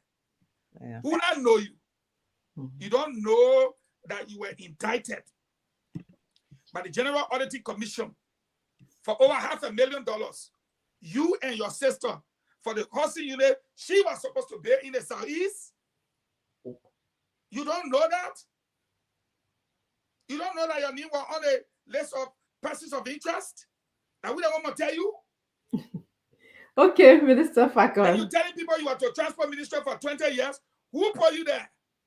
Yes. And then the Southeastern team put you there, put Eugene Angbe to Ministry of Information, put my own the one. I love her to death. But my own government official there, any my attention. I can tell you. Who's that? Bro. My own most love, my beloved. Yes. Bro. I can choose all over Salimatu any day. I want no. Oh, Salimatu. No, I will accept it. Yeah, yeah. Let's hear Rob. Okay, Mr. But in conclusion, I will tell you this. Yes. What Samuel Wulu did to those people, if those people don't come out tomorrow and say touch one, touch all, then they are cowards and they deserve what they're getting. Because they were aggrieved. He is supposed to present himself with a softer posture and say, I understand, and I'm helping you, and we're working. Papa, you let you do the work. Send 2 more we take pay. The small one we get, now we will be eating something until we face the thing. But to talk down at them and to threaten them, what did they start to work for? 2 more you not get paid. Yeah. You in a time you're not getting paid. Yeah, Mr. Fagan. Yes. So, thank Madam you. Moderator, that is there. The Thank people you. rights in 1718 were violated and they were spoken at instead of spoken to. Thank you. Thank you. You know, as someone who sort of just study like the way how people speak and the tone of voice and sort of the content, what comes in the content as the flow of content, like we call that verbal tracking. I was curious. You know, he started off saying he agreed with a letter that they sent him asking to protest. He agreed to that. He called the police to even have an order, you know, orderly protest, protect them. He even went and got Samuel Twer to come and listen to them, to hear them out. And then it seems like all of a sudden things went sour, which is where I'm trying to put my hands on here, get a full understanding as to what happened. And then everything seemed to like you, if you guys don't stop this protest and you guys don't go back to work, you're going to lose your job. Don't get it twisted. We're hearing everything that you guys are talking about in your offices, like that sense of intimidation. Like you guys can't even talk in your office. You know, you have to hang in there, as opposed to you have a right to, you know, ask for your back pay. But so I don't know if you guys, I'm going to give you guys 1 minute just to close it up. 1 minute, please. We're going to close this topic out. We have to go to the phone line and then we have to talk about the Ministry of Education. Let me hear your 1 minute thoughts. Leo Johnson, please. Yeah, thank you. I'm just sitting here and I keep saying this and I listen to everything everybody's saying. What baffles me is that we're talking as if there's ever been a time that the Liberian government was respecting the Constitution, both the judiciary, the executive, and the legislature. There was never a time. Whether that by-election or none of the by-elections ever happened on time according to what the Constitution laid out. Whether that budget will never pass on time according to the Constitution. So I don't go, it's easy. We can go to the Constitution and show where people's rights, and, you know, protest rights or whatever that is. But that would be the wrong standard because we're using a standard that has never been lived up to. That is the reason why, for me, the reality I'm speaking to is that when you're in a place where no one lives up to the standard that is set by the Constitution, which are the organic laws of the land, how can we then be pulling out the Constitution to say it's people's rights? Which is what concerns me. The second piece, it is clear that the Minister of Transport, from what we heard on the audio recording, was angry, was upset, and at the protest or whatever that was going on by his staff. And I think it was a lost opportunity. He made a huge mistake, a lost opportunity to have walked in our room and say, I understand you people. Mm-hmm. This is difficult. The situation is hard. My hands are tied. There are things I wish I could do, I cannot do. But absolutely, I need you all to help me out here. If we're going to have some type of solution, here are some ways we can engage. Here are some ways to go about it, but let me not lie to you. My hands are tied. I think this posture instead, has the potential to escalate the situation because, say it or not, people don't already get paid well. Even if they are getting their salary on time, what they're getting paid, people collect their salary, they finish loaning it out already for the last 3 months. Before even the pay come to the account, they get paying by people's debts that they can't even finish paying. So I think the crux of the matter here is the minister missed the opportunity to demonstrate some real leadership because those people are the people you work with every single day in the same building. It's like saying, getting angry every day you get up, you insult the person that cooks your food. Okay, that the person that cooked the food you eat every day, when they put something inside, you know what will actually happen? These are the people you come to work every day. You're no good if those people don't come to work with the ability and mindset to work so that you can look good. The only reason why you will look good if those people are committed to do their work. If those people decide to not do their work, they can screw you up as minister. So I think the crux of the matter is the opportunity that was missed by Minister Wu to really have de-escalated the situation. Liberian people get sorrowful mind. By the time you appear in front of Ilola, you come and cry. You talk sorrowful to them. They listen to you. We are very empathetic people. Liberian people will be screaming. You walk in that room, you just managed to look sorry for. The people sorry for Prince Johnson and people empathetic to all of the people we used to say, let's go after them. But General Bodneke today, everybody empathetic towards him. So I think he missed the opportunity. But when it comes to the Constitution, I'm sorry, it's been shown that the government doesn't have the ability, the capacity, nor the resources to respect the Constitution. The Constitution has just been there to be used selectively to actually witch hunt, rather than it being the guiding principle or the organic laws of the land. And again, I'm going to go to you, Salamatu, to give your 1 minute final thoughts on this. And again, we started out having this conversation. I think for Salamatu, you brought this up earlier about the president's behavior towards regional Goodrich. To me, I see parallel process going on here. The intimidation, the talking back, the chain of command. I'm in charge, so you listen to me. This is not too far, from what I'm saying. But again, this is how I see things. Salamatu, your thoughts? Your final thoughts, if you have any on this issue, then we'll go to Fariga, and then we'll go to Fargon, and then we got to go to the phone lines. Matu, you can hear me? Salamatu, can you hear Dr. Richardson? It looks like she's frozen. Yeah, it looks like it. Yeah. Okay, we'll come back to Fariga, your final thoughts, and then we'll go to Fargon, and then Yeah, I was experiencing that thing too. I kept going off and I got orange data or Lone Star data. I mean, y'all bring Lone Star and Orange to America, but y'all change your phone now. Well, with that minister thing, Fargon made a couple of points, but knowing what I know about government in Liberia, I don't believe that if anybody responsible, I believe Samuel Toye and few gang. The CDC administration, if you understand how these guys operate, there are few people will have power in this government. There are few people call the shot. I think no more than 5 or 6 people. We keep hearing the name over and over, and I know this harmonization.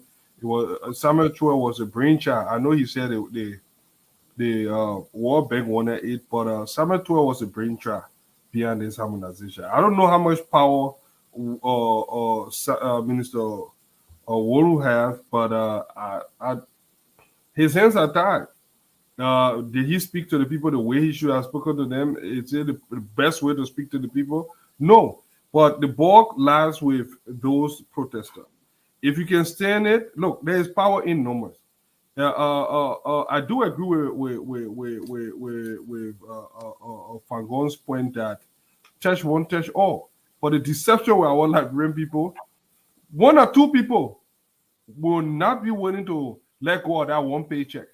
That's why you need a union. Probably we should start unionizing most of our ministry there, and then those small agencies there and see, and maybe they will be stronger. But even the union can be corrupted. It's not as powerful a year that those guys don't care. the demand. All the ministry ain't got workers association. All right, so if they do have workers association, how powerful are they?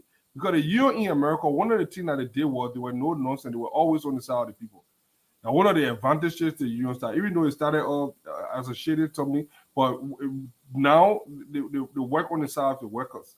So government have always been able to infiltrate most of those areas. So if they take a posture that touch one touch, or especially this is an election year, George Weah and his people trying to get re-elected, you ain't get it now, you will never get it again.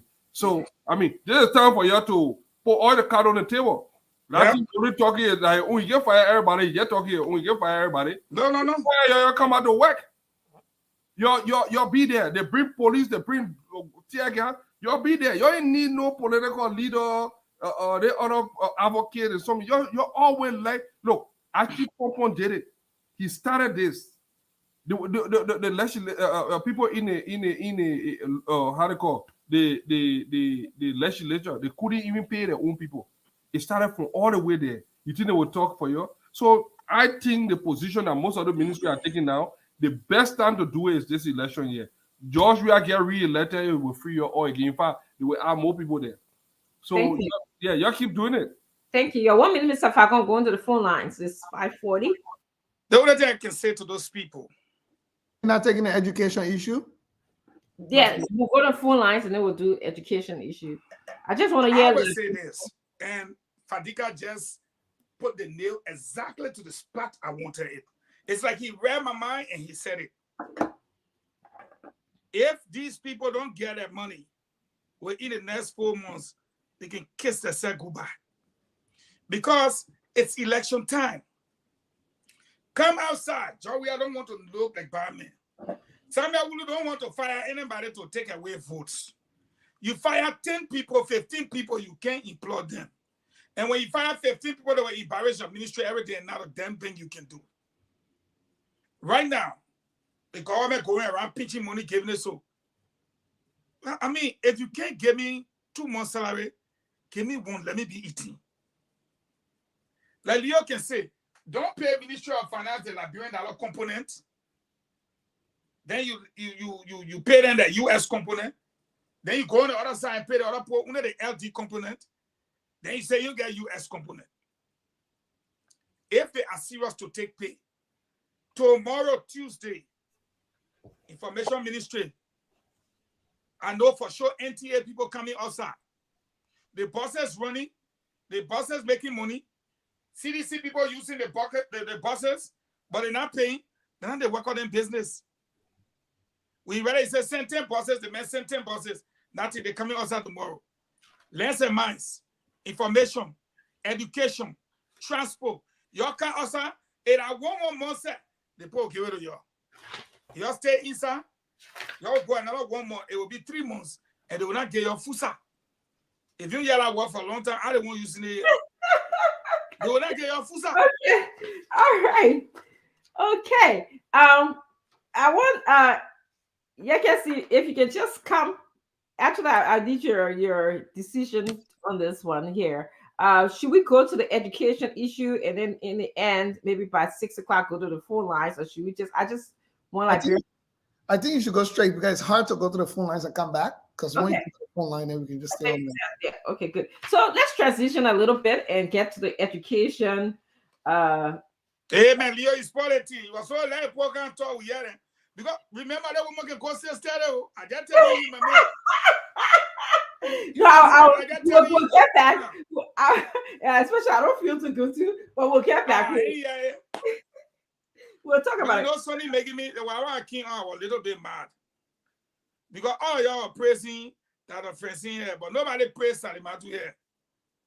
But I will praise it at the end of the show. Yeah. And nothing y'all can do to me. That makeup, make up for it, okay?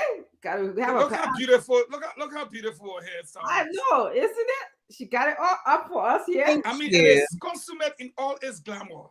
Oh, shit. You just doing a soul. It's glamour. I said, for the hairstyle, she's gorgeously attired. Gorgeously attired. I tell you, I don't know how to take you. I'm a woman. I like those kind of compliments. No, Leo, I think you agree with me. They made you to start a whole new class for writing. No, you know, Minister Falcon, I think I kind of messaged you.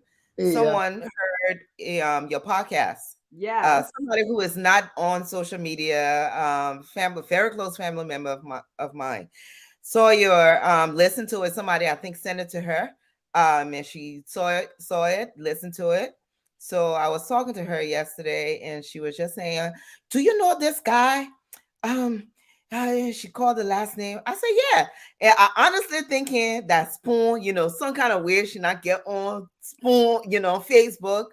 She's like, "Yeah, somebody sent me something. I listened to it, and I mean, she started praising you." So I said, "Yeah, but he one of the panelists on the show that I'm on." She said, "Oh, you on show?" Tell us as long as she not can get you on the different level, on Facebook so she can watch Spoon. But yeah, it was just so funny. She's like, "Oh, you on show?" I said, "Look at my show." So there is internal wrangling going on at the Ministry of Finance. And education, you mean? I'm sorry, education, guys. I'm so sorry. At the Ministry of Education.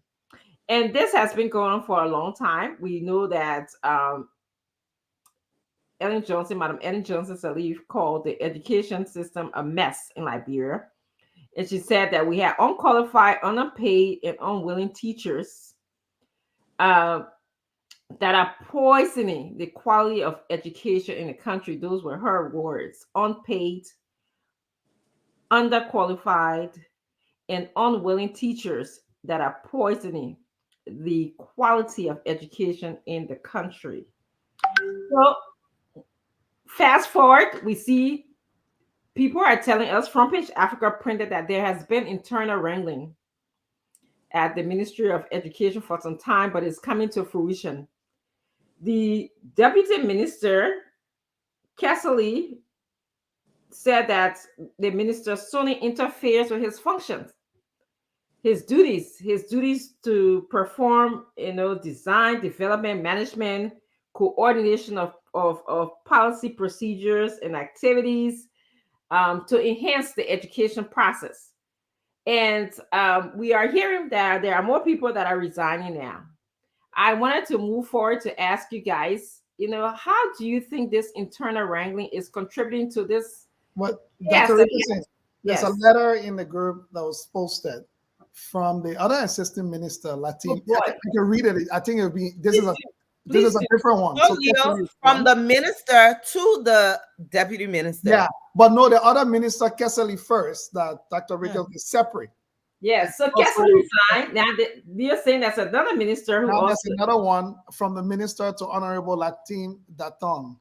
Greetings. You are aware that I would travel on this Sunday to return on the 17th instant.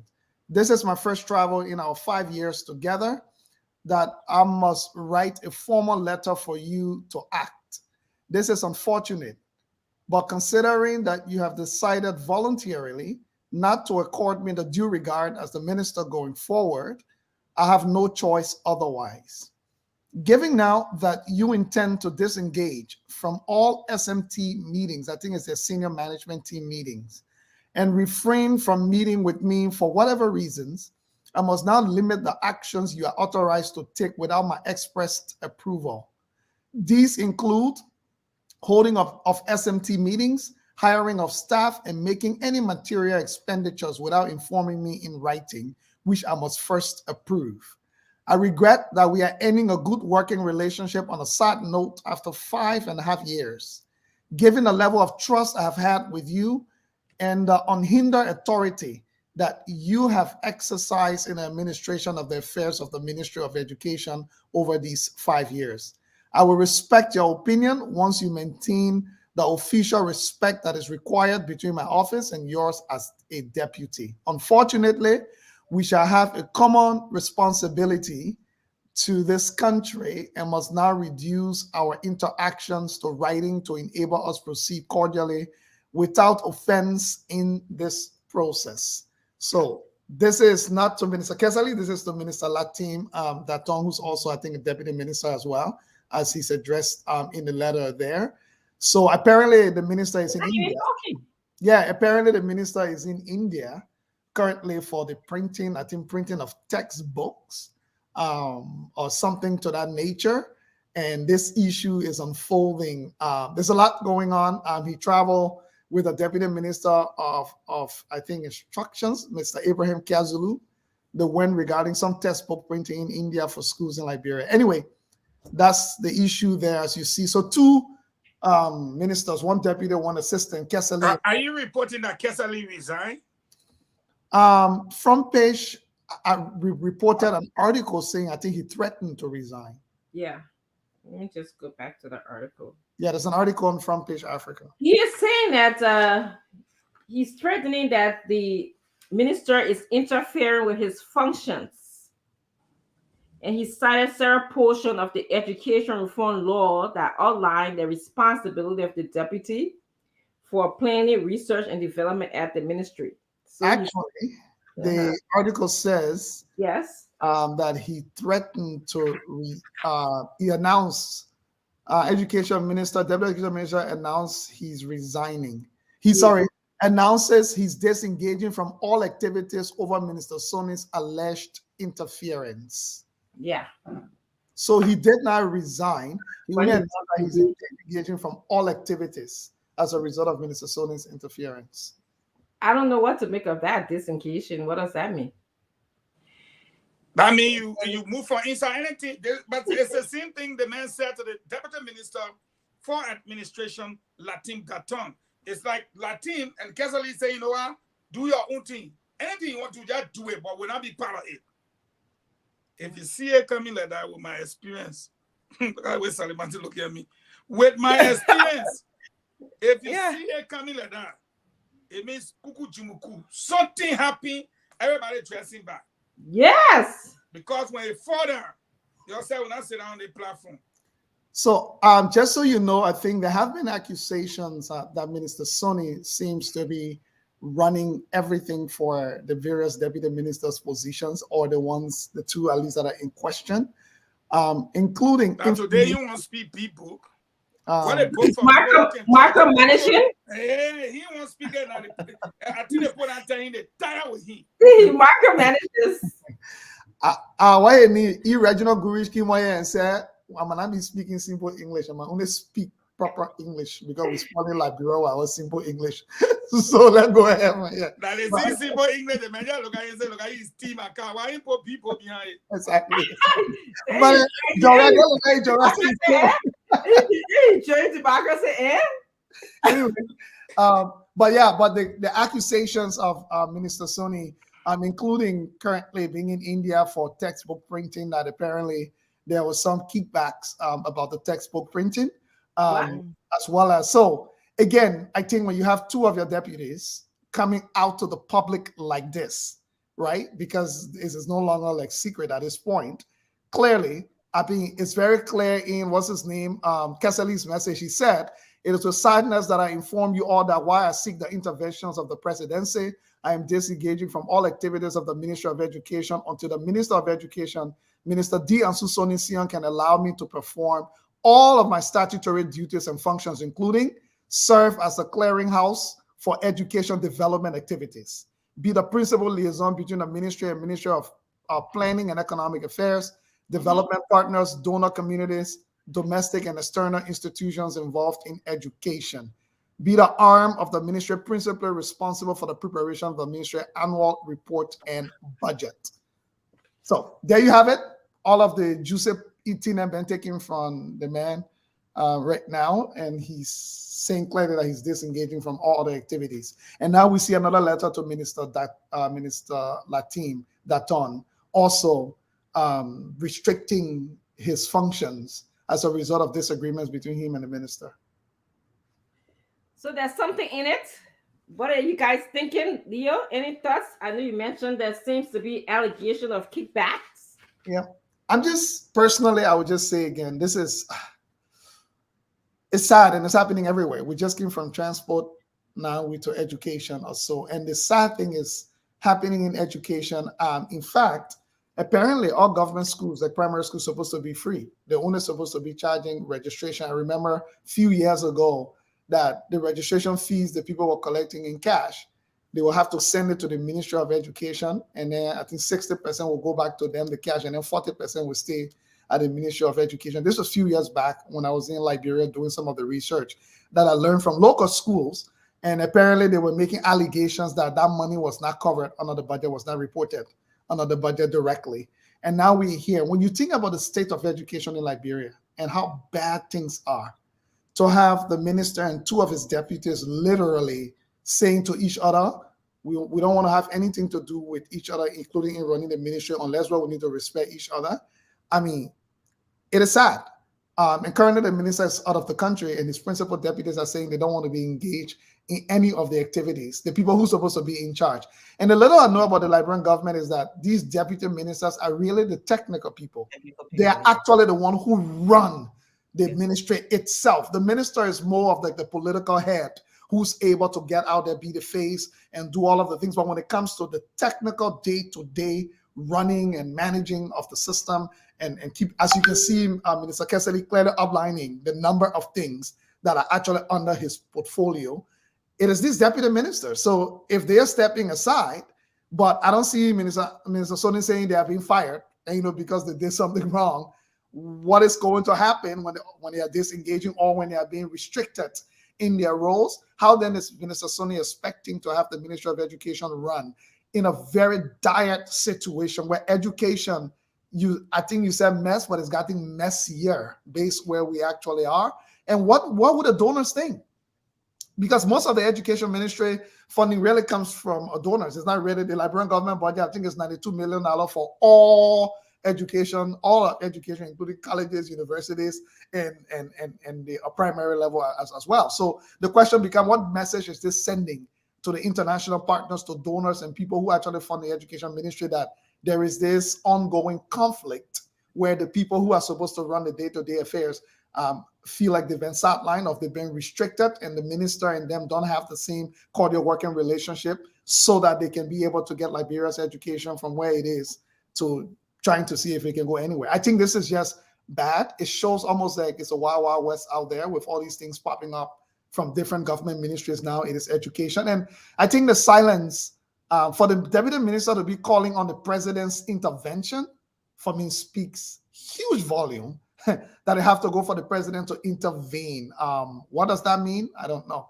Okay, thank you. Salamatu, any thoughts? Yeah, well, I mean, for one thing, the deputy ministers are appointed, right?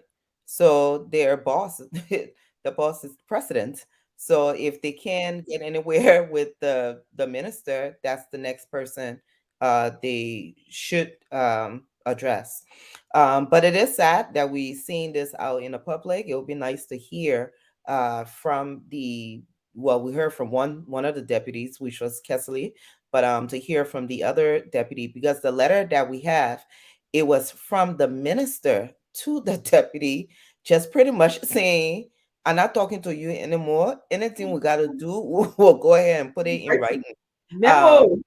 Yeah. And at the 11th hour, you're starting to see all of this happening past 5 years. And remember, this government has really fired a lot of people. So a lot of people who came in the beginning, they stay in the positions where they were from the beginning. So, the man saying 5 years, we've been having a good relationship. All of a sudden, now he's saying, don't talk to me. Anything we got to say to each other, they'll put it in writing and we'll move forward. So now, we're curious to know what exactly is happening, that, the professional relationship that you had for the past 5 years, all of a sudden now, it has been limited to, I will report you to the president, and 2, don't talk to me, just put it in writing. And you're right, Leo. Education and health are the 2 areas that's least funded in the country. And, if you want to see where a country's interest is, where the priority is, you look at the national budget. The place to spend the most money are the place they care about. The place to spend the least money are the place they don't care about. You look at the U.S. government, it's the U.S. defense. That's where a lot of the money is spent. And when you look at, I think it was South Africa, the money is spent on primary education. That's where their interest is. You look at it like Liberian national budget, and it's government, administrative. So our priority is to make sure that people who are working for the government gets paid. And then we sit and wonder why government is the largest employer when it shouldn't be the largest employer. And then we wonder why our education system is so broken. The healthcare system is so broken. It's because those areas are not a priority.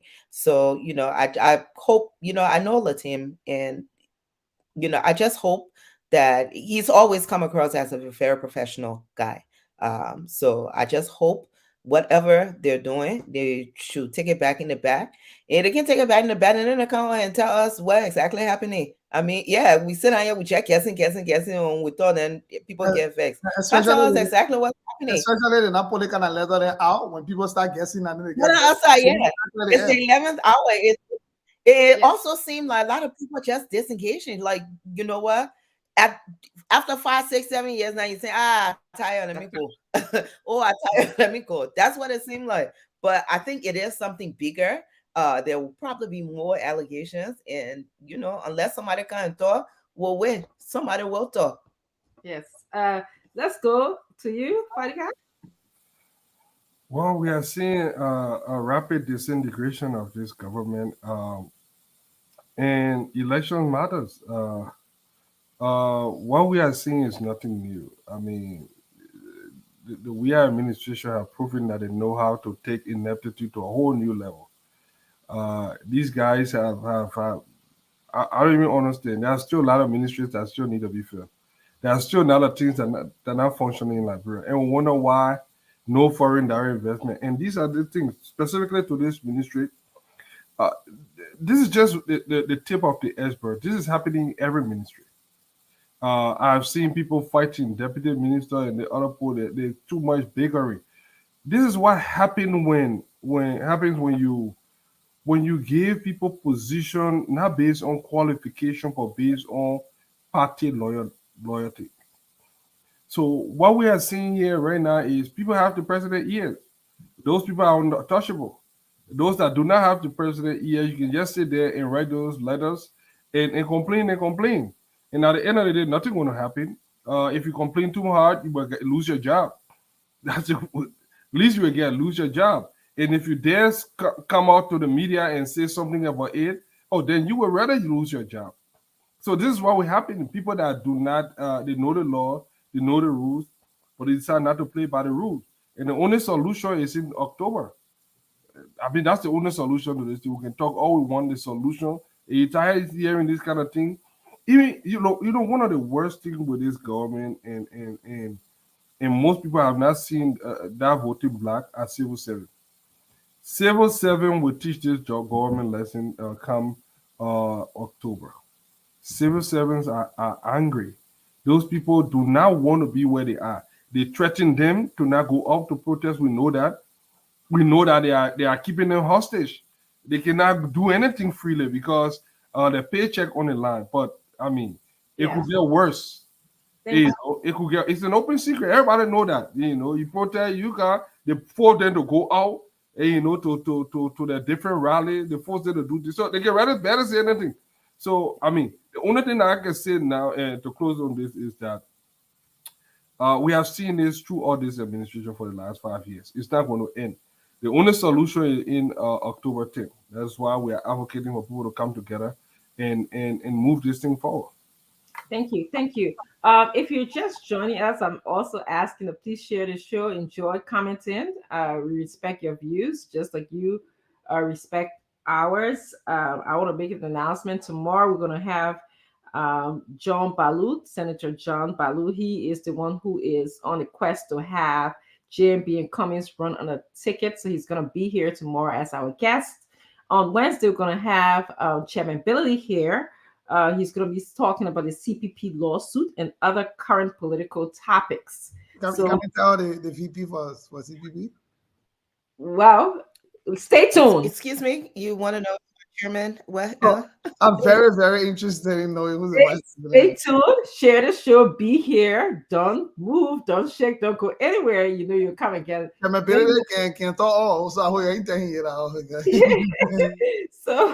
So yes. Again, thank you for joining us. I heard a saying about maybe a weekend ago, and I thought that saying is quite applicable to this situation that we have in Liberia right now, especially the Ministry of Education. It said if a police officer makes a mistake, if he just maybe dislodged his gun, he will likely kill one person. If a medical doctor, specifically a surgeon, if he made a mistake operating someone, one person will die. But when we have ministers in our government or politicians who are responsible for making policy to sustain our education system, not only for this generation, but for generation to come, are not doing the job, we are affecting an entire generation upon generations to come. We are impacting an entire nation. So I just wanted to say that in my comment to the whole situation about the education ministry. Hopefully whatever they're going through will come out. It will be here. Spoon will be ready to tell you the news, okay? We'll be ready to tell you what happened. We're going to go on to the phone lines right now. It is 6 o'clock. That will give us enough time to go to our closing as well. So, Yekezi, can you please come on? Let's go to the phone lines. And so you can tell our Liberian people to please respond to what they heard. One, Mr. Minister Wulu communication to the employees of the transport ministry that he is asking them to disengage from protesting. And they heard how he spoke to them. And then we also talked about what is going on at the education ministry. Do Liberian people think that it affects our children, the learning, the school they go into, and the generations to come? So that's our two thoughts online today. Okay, the numbers are 077771075,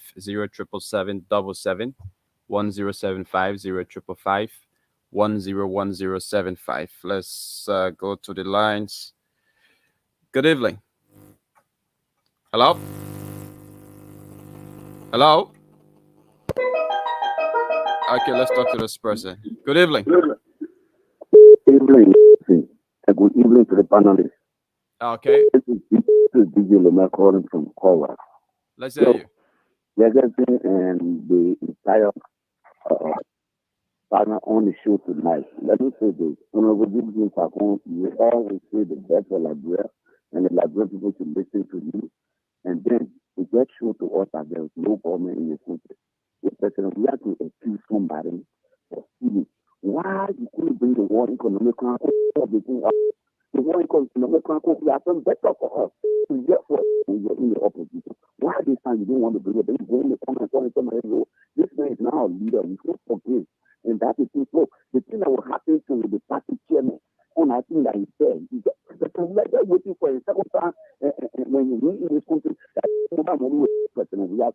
It's why we a leader or not leader.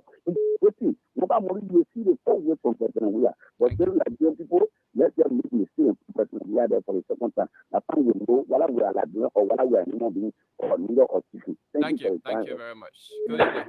Yeah, thank you. This is Eddie P from Chicken Sofa. Remember to respond at different thing. Today somebody pressing UG Fakon on your show. That is a great thing. That is quality. But you see, let me get, sometimes if we sit on this show, every time you're discussing the government, it just tell me that we're not learning anything from the panelists. Let's discuss issues that will impact our life. Let's discuss our politics that today, even if Mr. Pakeka or George Welcome will wrap it and run that person to see the person. But one good thing I know about your show now, everything about the government is wrong. Let's try to put the right message to the Liberian people. You think we're scared of authority? Let me just tell you something today. We are prepared any anybody to win the election authority. So that thing you can be talking on authority. We have no citizen in this country now. We'll be scared of authority. Thank you. Okay, let's talk to another person. Good good evening.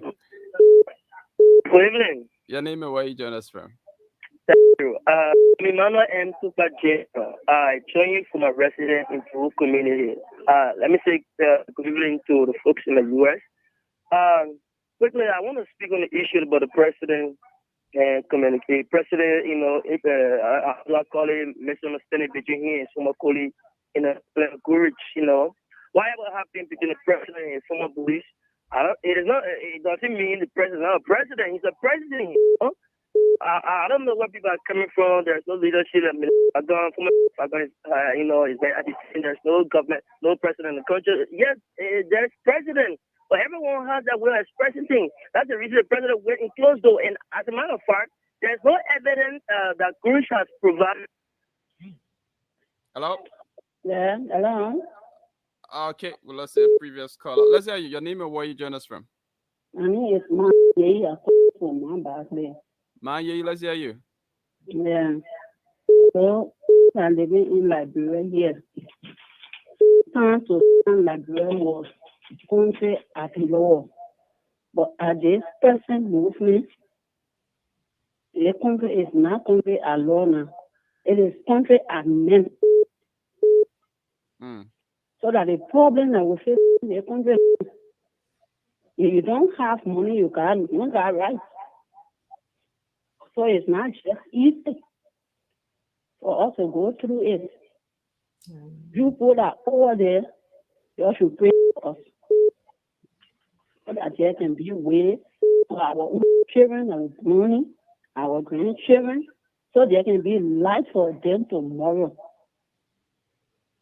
I want to tell you both, thank you, Spoon FM, I really want to talk with Honorable Yeke Kogiba. Okay, thank you. He's a life for us in the country. Okay. Thank you. Okay, thank you, Maye. Okay. Let's talk to this person. Thank you, female caller. Okay. Hello, your name and where you join us from? Okay, good evening. My name is Martin, man. I call it from Powers River Marina Center Community. Martin, let's hear you. Yes. And thank you to my mother, Dr. Richardson. A salute to the general, Honorable Yuji Lamin Falcon, and the rest of the panel on the show. Honorable Sam Wuru, the way you speak to an employer, a fellow colleague, where you get here for all of them work together, for me, I don't think Mr. Wuru was very speak about live reality. Because if you take your 4,000 according to your knowledge, you get me 4,000. I'm not a person that live as a hot kebab, all this view, that be paying money for all of that small money. So if they're talking for their right, I think you as a boss, you come down to these people to say, yes, my people, I understand the situation that we're passing through, but the other work, they gotta manage it. I'll be talking with the people, but that they can add your money. I think you want to speak like a leader. Wow. We make the other part again. Because every nigga there will be a one-time person, people. You will tell people that ministry to get a move, how to put somebody there, and get the interest of the Liberia people. God bless us and release my mother. How do we again? I salute you, Lami Falcon. Thank you. Thank you. Good evening, your name and where you join us from? Yeah, good evening to the and good evening to our many listeners across Liberia in the world and large. My name is Michael Williams, and I join you from Kingsville tonight. My concern that the who Dr. Richardson and that of my sister Salimatu. Dr. Richardson, please, when you come on the platform, every evening the Liberia people are listening to you. But the primary thing that it is just in the Liberia, it is frustrating, and is what we want to hear you people discussing. Every time when you come on the platform, Dr. Richardson and Salimatu, the issue between Joseph Walker and that development about the CPP, every time you people want to talk about how Walker treated performance and talking to court, all those things will not solve any problem. You are like reawakening the wounds, and we don't want it anymore. We want to throw the past behind.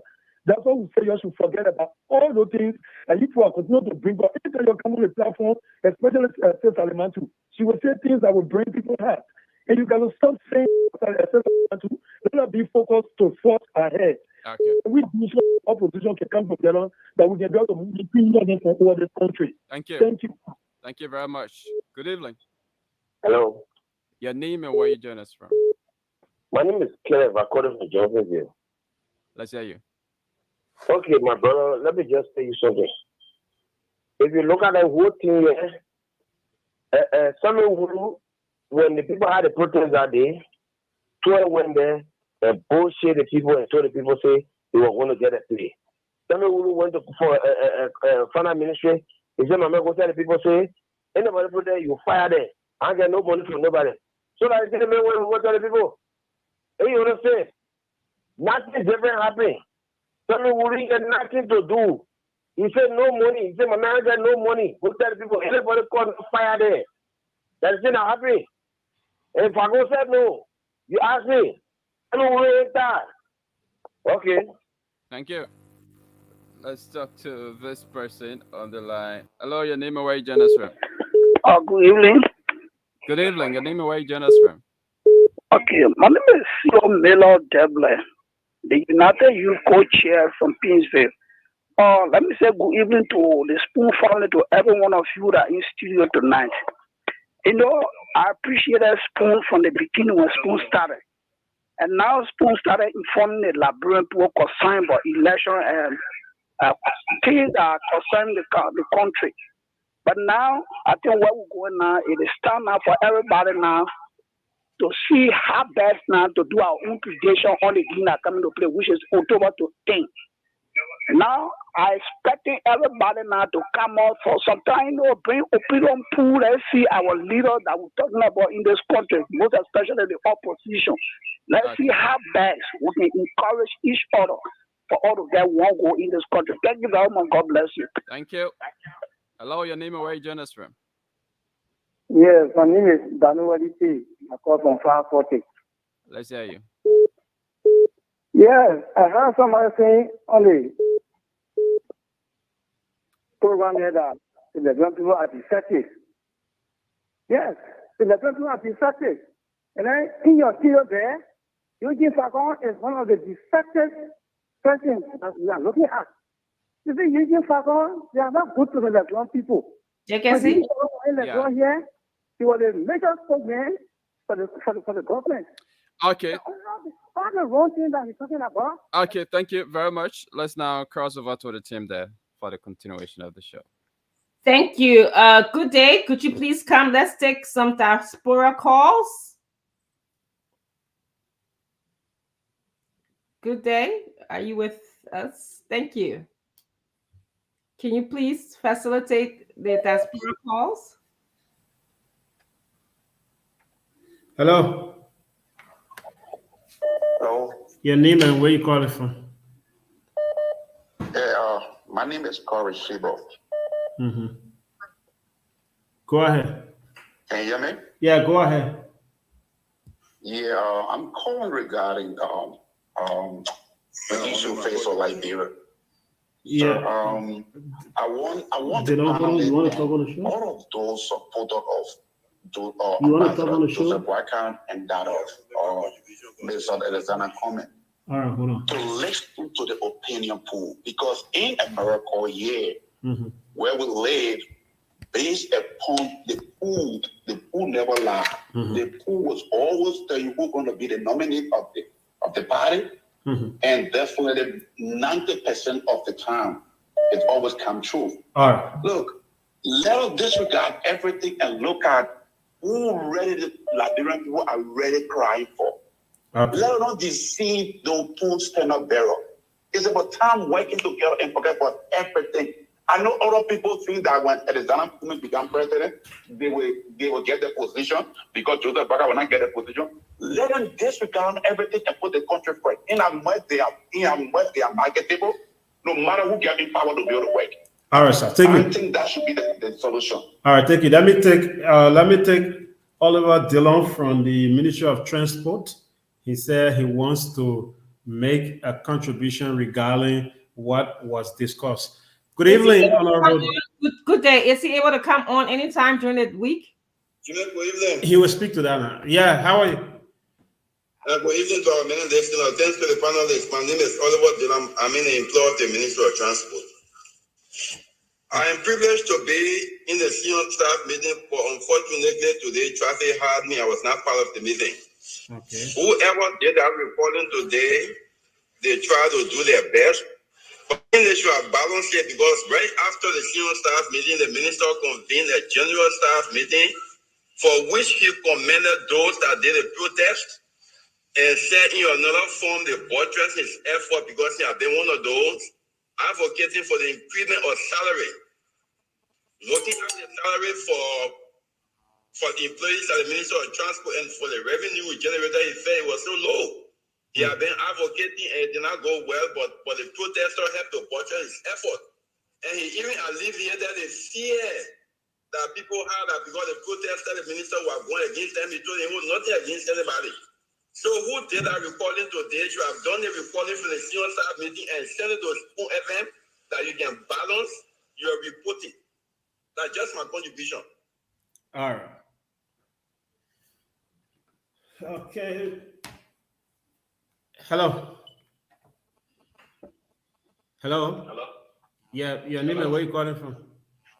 Yeah, I'm Tommy calling from Virginia. I just want to contribute about the minister and his message to his employees. Let me say, I didn't agree with everything that the minister said, quite frankly, but I think I agree with some of the stuff that he said. Listen, it is clear in Liberia that the ministers don't control the finances. We know that every finance, everything that has to do with money comes through Samuel Twe. And from the minister's message, it seems like he did meet with the people, he worked with them, and right now it's above his pay grade. And I know us Liberians, sometimes the minister was saying that some of these guys are using that as an excuse not to do the job. I don't agree with the way in which he delivered the message, but some of the things he said was fair. The last thing I want to say is about the education. Listen, the fact that we have the minister and the deputy ministers arguing is bad for all of us in Liberia. All of our children that go into school is bad enough that our education system is already messed up. And now the people who are deciding that cannot even get on the same page. Everybody need to go and register to vote. If you can register to vote, let's make that decision clear. And then finally, there's two people on there who said that I'm the minister. My name is Tommy. I'm not the minister. I don't have a fake page. I'm a real person. So just so you know, this is me. All right. Thank you. Bye-bye. All right. Thank you. All right.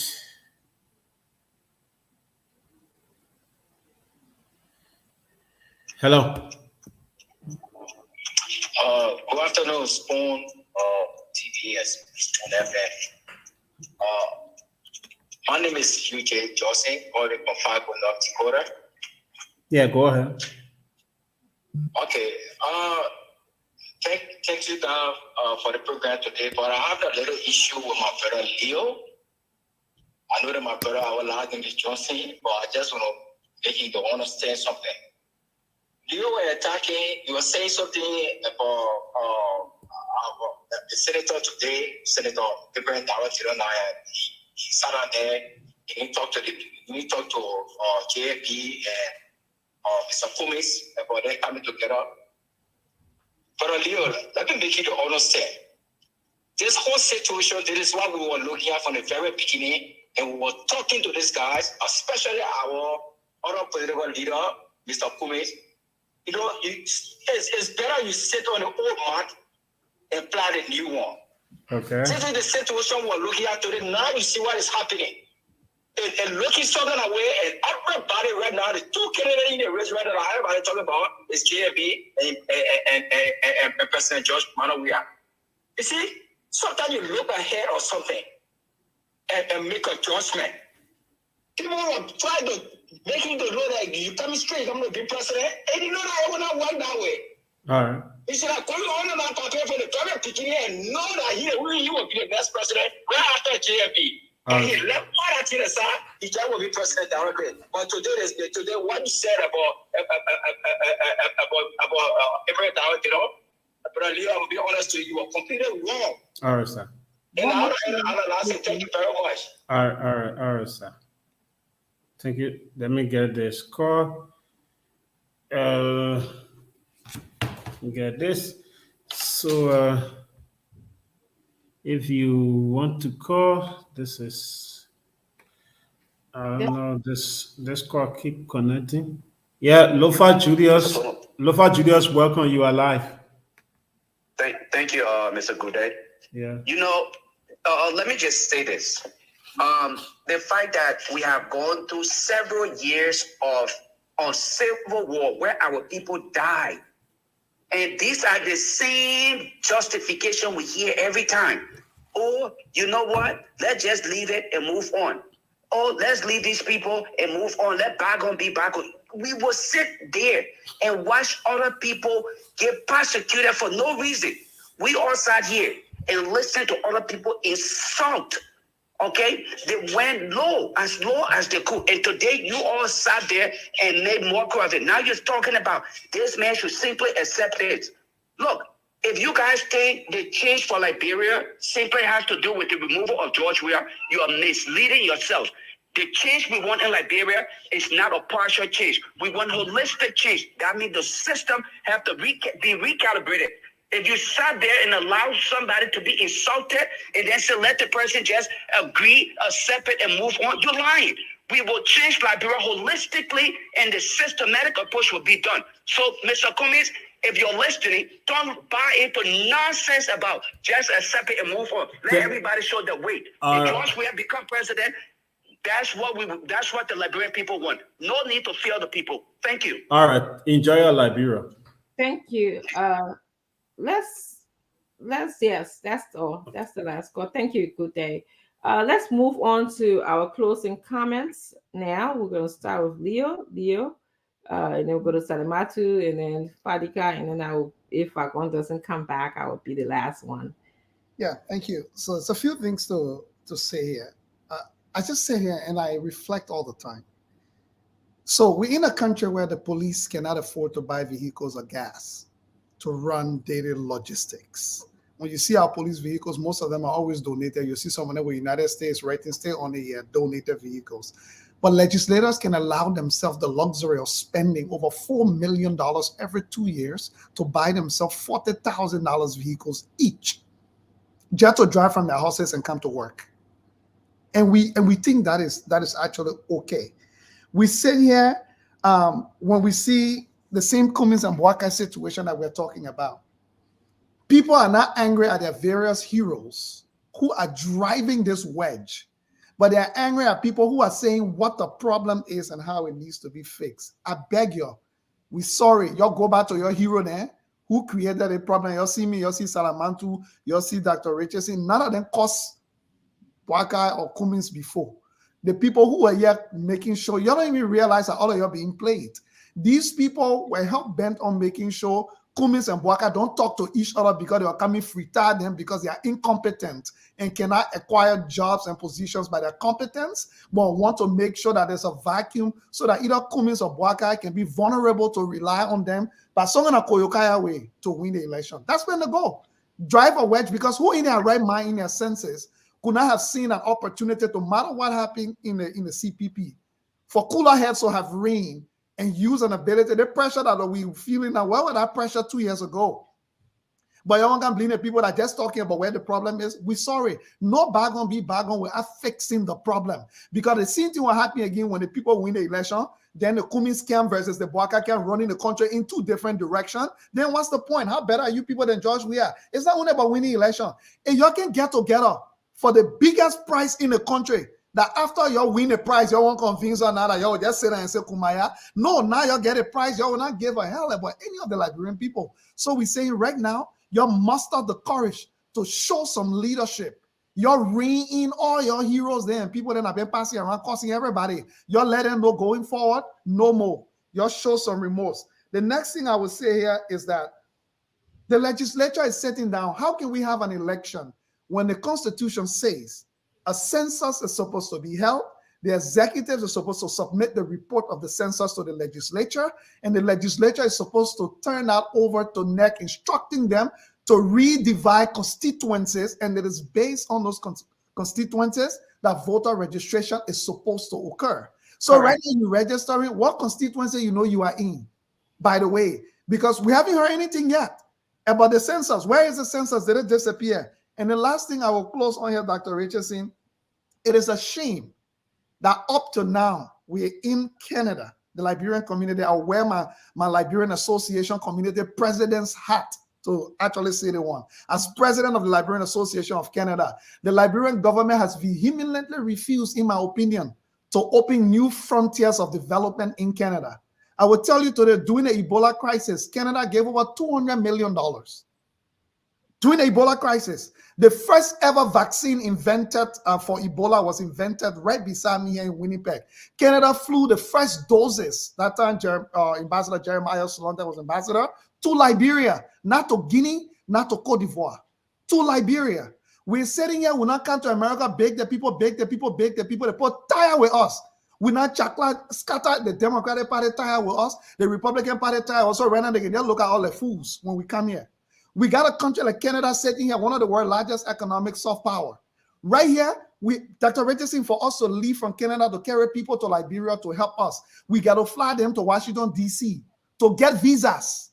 So it's almost a $2,500 trip before they come out here to go to. We've been having diplomatic relations since 1971. A Liberian consulate has never been established in Canada since 1971. In fact, when Justin Trudeau was re-elected, the first African country he visited was Liberia. He didn't just visit, he slept in. The only African country he slept in was Liberia, and made it publicly clear that it would be great for the Liberian government to consider initiating stronger bilateral relationships with Canada by opening a Canadian consulate. Let me tell you, Canada is opening one of the largest immigration programs in the world, because Canada is the second largest country in the world. It only has 33 million people. There are more people in California than the whole Canada. And it's an elderly population, so they're trying to repopulate their country. You know why Liberians are not on the radar, Salamantu? Because we got no Canadian consulate in Monrovia. So as a result of that, you don't have access to all of these programs. It's reciprocity in diplomacy. If Liberia decides to open, we've engaged the Liberian government, both President Weah government and the previous government. Just open an honorary council. And, don't even go, maybe the government doesn't have the full money. Find an honorary council here who has the political connections and, within the government circles to ensure that Liberian name is on the agenda. When you do that, Canada will be forced to reciprocate. They'll either have to open a desk office at the U.S. Embassy or the British Embassy somewhere. I'm saying this passionately because as we sit, you people here that say you're doing learning center in Liberia, all this kind of stuff. People in Canada are pulling in their resources in Liberia without any direct diplomatic engagement. Why can we not pick these low-hanging fruits? Why can we not? So I'm saying this today clearly, that when you'll be opening embassies in Congo and all the other places, nothing wrong with AI. Canada is right here. Right now, as I speak to you, we have a running database of over 20,000 Liberians across the country. But forget about Liberians being present here. What about the economic activity? What about the economic possibility that we can unlock? We people want our fine royal on the Canada side that we're not doing in America.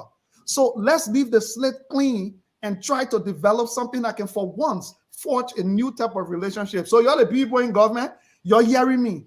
We've engaged, we've done everything that we can do. The ball is now in your court. Thank you, Leo. Salamatu? Yeah, thanks, Leo. You know why? It might be to the Liberian public interest not to involve government, because if the private sector and civil society have done this much work, it just might be in the interest of the Liberian people to just leave them out. Because a lot of times we know when government get involved, personal interest supersedes anything that's for the country, and then everything slows down. But thank you so much. I was about to ask if we had an honorary council in Canada, and which is very sad.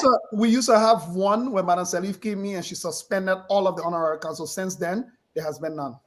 Oh, wow. So here's another opportunity again, Liberian government.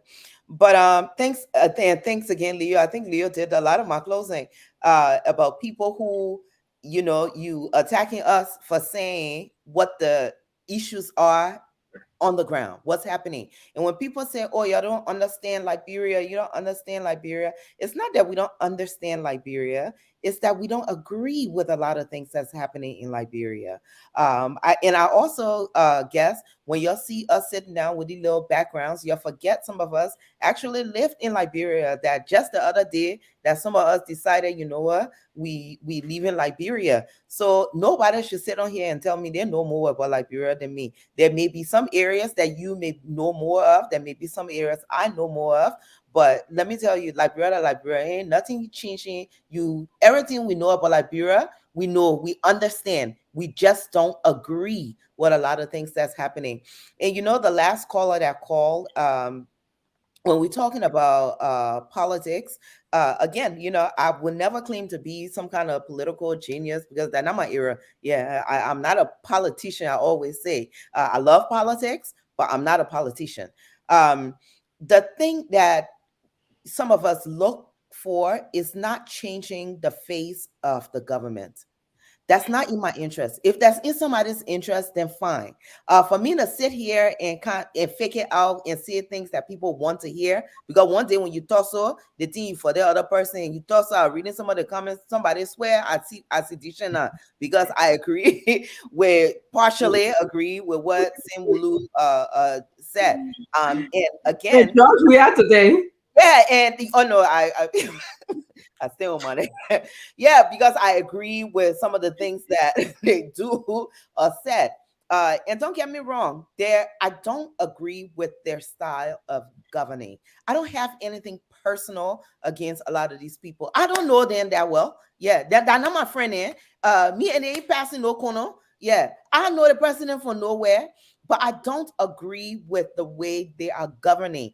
And Liberians, for some reason, we don't understand, or we can't separate what is good governance versus our individual petty settlements with somebody personality. or their tribe or their gender. Thankfully, I had I've been blessed and lucky to live outside of Liberia as well. I've been blessed and lucky to be around people who showed me that there is a difference between good governance and petty sentiments with somebody's personality or their tribes. So when you're looking for leaders, especially a leader of a country, no, I don't subscribe to, oh, you must be of this tribe, or oh, you low fine, or oh, you popular, or oh, you have the fine name. I look at your qualities. I look at the quality of George Weah. They've given of the seditions and the CDC government, I should say. They have given us a sample of how they govern. I didn't even want them to be in office, to tell you the truth, from the beginning, because I had never seen a history of anything that they've managed properly or that they led properly. But nevertheless, the Liberian people, the Pharisee people who on here, making all that noise, y'all went to the polls, y'all stood online, and y'all voted. I was in the situation room with one of the situation room for Joseph Boyka. I saw the numbers coming in. Y'all voted overwhelmingly for George Manuel Weah. That now y'all know that y'all got problem with what's happening. Yeah, we are nearly 6 years later. The same thing. I don't base my management skills, if I'm looking at somebody for leadership, on their name or their tribe. Now I'm looking at, you got George Manawia, you got Alexander Cummings, and you got Joseph Boyka. Those are the three top contenders that I think are in the race. I've already ruled out George Weah. Joseph Boyka, I'm sorry. I like the guy. I think he's a great spokesman. That's not my choice. My choice is Alex Cummings. That's who I would like to be president. If you, the Liberian people, overwhelmingly, y'all don't want to go vote for him, no problem. My only thing, I would just encourage you to register and vote and to go vote for somebody. So when y'all vote for somebody else and y'all don't like that person, because we let her go there, vote for people, and then we got problems with them afterwards. Then when we got problems with the people who we got problems with, and the one we can take it out on, that all the other people then y'all can take it out on. You go to the polls. If you feel that Joseph Boyka is your choice, go vote for him. Yeah. But don't try to encourage me to encourage my leader, my standard bearer, to go as second. I don't think he should go as second. If you think he's not popular, if you think he will not win, no problem. I think he will make a better leader. I think collectively, what is the song in Union Strong? What is song, man? Our national anthem. They say in Union Strong, success is sure. Sure, yeah. So I believe the man's a good manager. Everybody's saying, oh yeah, he's a good leader, but you know what? He's not popular. Who are making popular? And are the numbers that will actually go out and go vote for him? If you already believe that he's a good manager, go vote for him. If you believe he's a good manager, don't vote for him. Yeah, that's the bottom line. When we go to first round, we vote for everybody. The second round, whoever go, everybody, the opposition will pull their weight behind the other people. So stop dating. Oh, y'all need to be talking to the man. Y'all need to talk. We did. We started a whole CPP, and we will not let people forget it, because the Liberian people, again, y'all like instant gratification and y'all don't like good governance. Y'all had a CPP. People chocolate the CPP. And then next thing you know, y'all blaming us again. Oh, but why the people can't go talk? How should they go talk? How should this other relationship be nurtured? Please, somebody, please don't just say we must tell the man to go as VP. Please come explain what they should do differently. Because as far as we're concerned, the CPP was what was supposed to be the opposition party. You are supposed to go in the background. You're supposed to disagree. You're not supposed to agree on everything. You got 4 grown people sitting in the room. You relatively to agree on everything. But to not take one of your men and take in the court under a government, one of the men that prosecuted this man, he's sanctioned. And one of the reasons they listed for sanctioning was because he was bringing false cases on people. That the man was elected to prosecute the man. And then everybody's supposed to forget it. Nobody not forgetting it. Yeah. But all we saying, you know what? This relationship didn't work. Liberian people, y'all stop being in abusive relationship. The relationship in work, everybody walk away. Y'all go, y'all get therapy. Y'all by going to the election on your own. Anybody make it to the second round, we would have had therapy. Yeah, we would have had our therapy. Then we can come rally behind that person. But I mean, I don't understand. Yeah, but Not 20 minutes. Thank you. I'm I'm telling you, take your time from Farika, please. Well said, Salvatu. Yeah, oh no, I finished. So please, yeah. We understand what's happening in Liberia. Don't get fooled by the background you see in the background here. Yeah, we understand. We don't agree.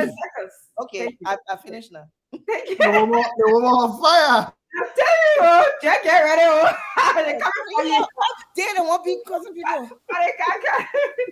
We immune now. They get immune to it. All that thing I disagree with. Are you coming from? The guy like your opinion, are you the last one? You talking, so anything you say. So cool, I didn't last one. So I get a chair, I get a bullet puppet. But I would say something. I would say I maintain my position. The problem with Liberia and a lot of time we've been studying this thing for long. I know you'll say, oh, let Alan would know it. It's not that we don't know. I don't hate Cummings. I think I've spoken to Mr. Cummings before. I've seen him several times. He's a fine gentleman, so he will make a fine president, I think, if he wins the election. I've seen Boyka. I've never read this. I've interacted with him from a distance, not really close. And what I do know, this election, a friend of mine, I spoke to a friend of mine the other day, and she's apolitical. So she was telling me, he said, in Liberia, all that you're talking about, the carbon copy, CIA, all the things that are going on in Liberia.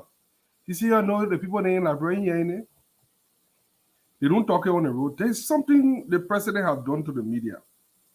We heard that a lot of them were called in Bokato. What the people are hearing in Liberia every morning is 6 political parties endorse Joe, even if they are irrelevant. 7 political Sonny, we got a momentum. 12 political parties join George Weah. These are the news that are going on in Liberia. A lot of us not paying attention. The notion that, I'm of the strong conviction that we do not need to just need to change face, but we need to change the system. But I'm also cognizant of the fact that in order to govern, you have to win an election. That is a fact. Whether you are a politician or not, that one on the downside to democracy. No matter how many crazy people in the majority, I don't care. My pa used to say, hard to get sense when you have more other people than because one half the lay of the blind and one army is the king. But what good is your kingdom if you're the one army and you have to keep convincing people and nobody can listen to you? This is the situation we have. But Liberian people have a history. How we came to this point, it did not come there overnight. The people are not crazy in that country. The thing you say, the masses there, they know the leader. The people, look, Liberians are one of the most easy people to deal with. How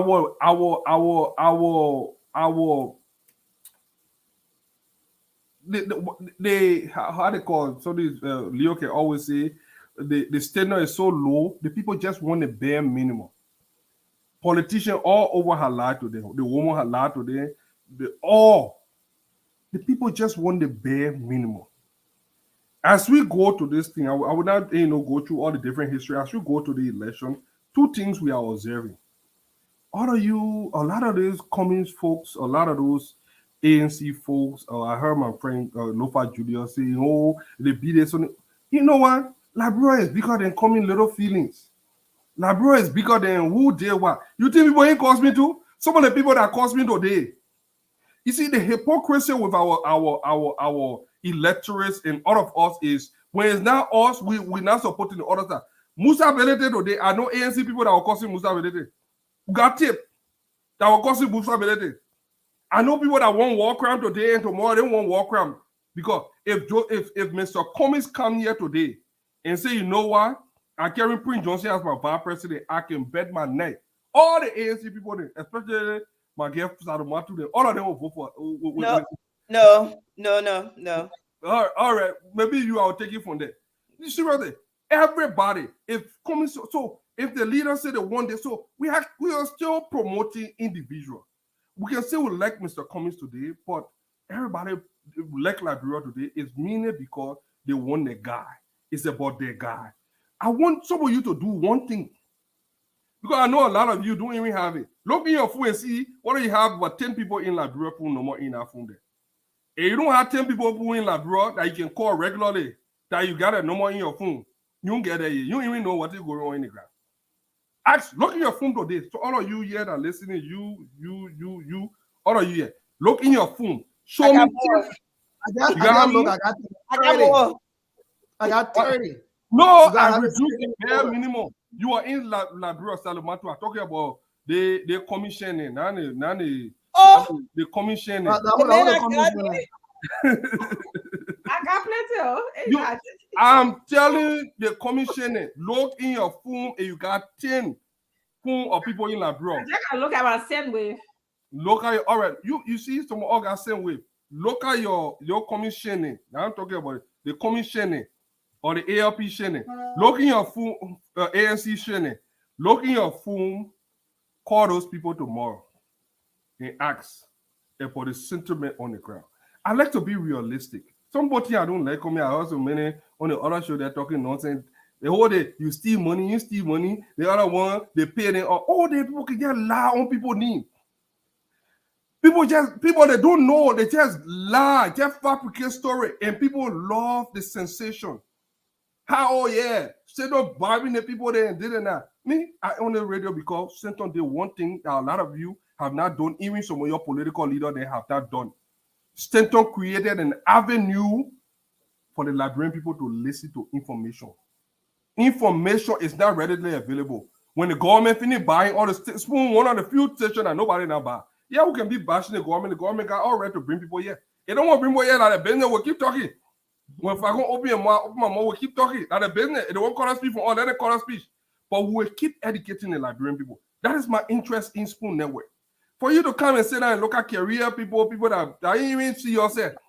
Y'all be talking, y'all will talk until y'all more 20. We see y'all looking for cat. I come in, let me just be small first. I know you like flower, baby, but flower business, please.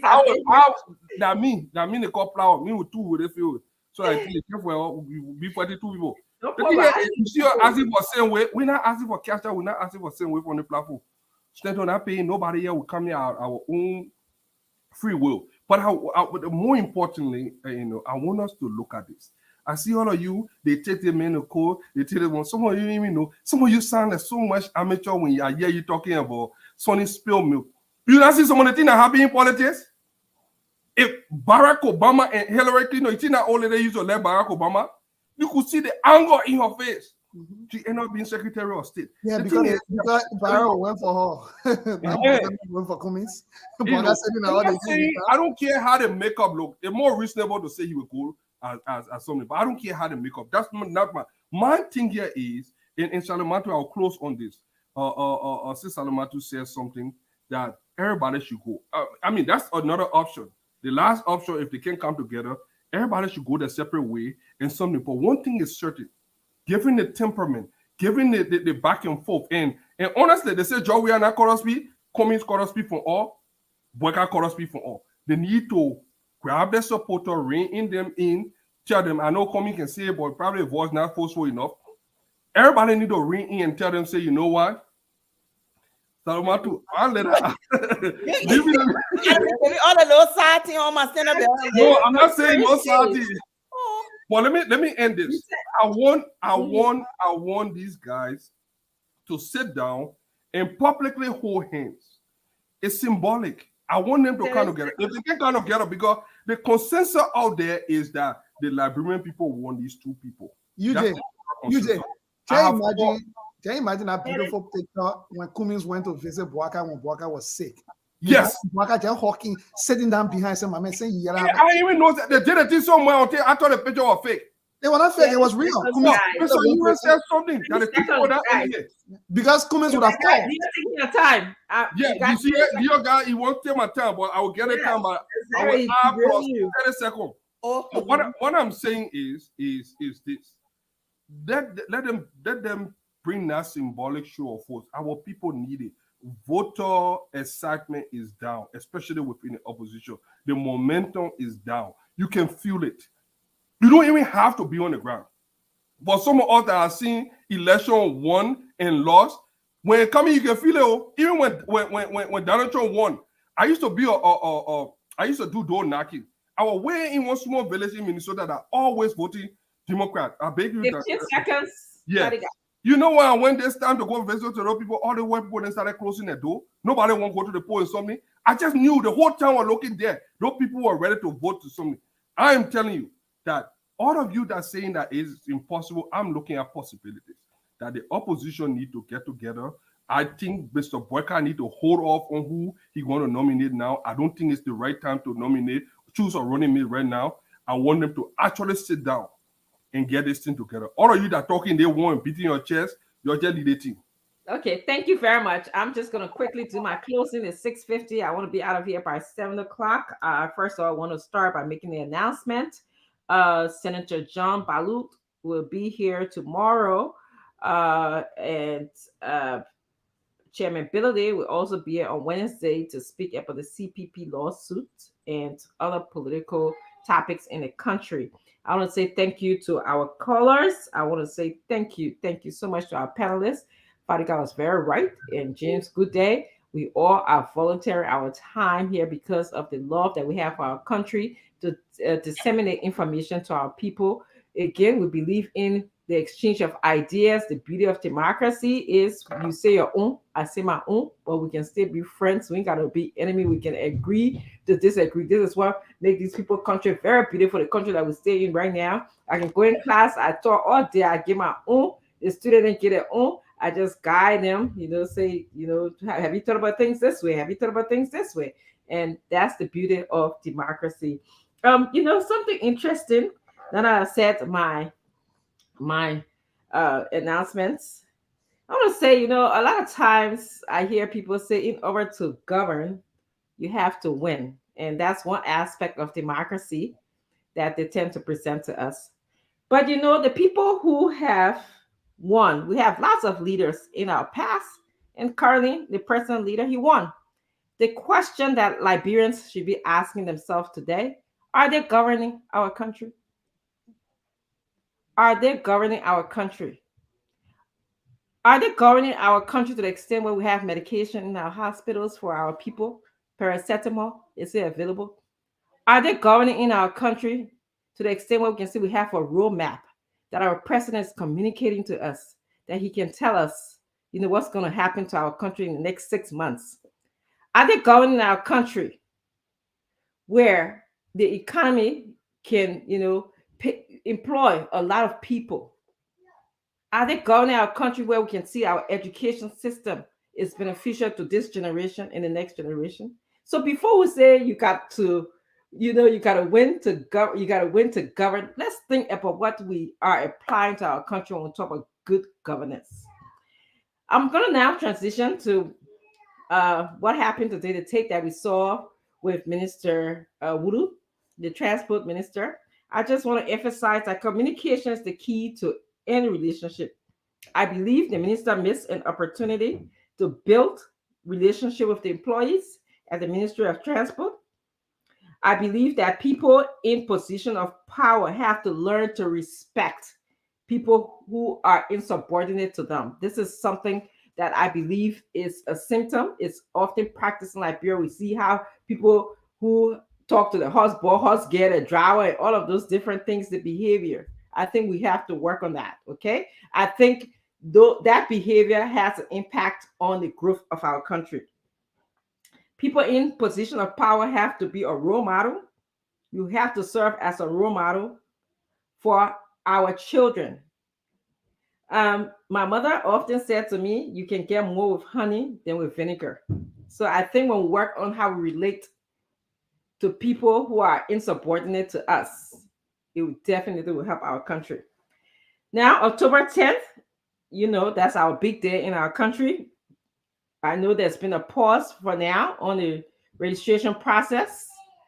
We are preparing to engage in the second phase of the registration process. So all of those who are in those countries, Nima, Bond County, and the rest of the other countries, please go and register to vote so you can exercise your right to vote. And when you are thinking about this process of registration, I talked to you about the 3 C's the last time. Who am I going to vote for?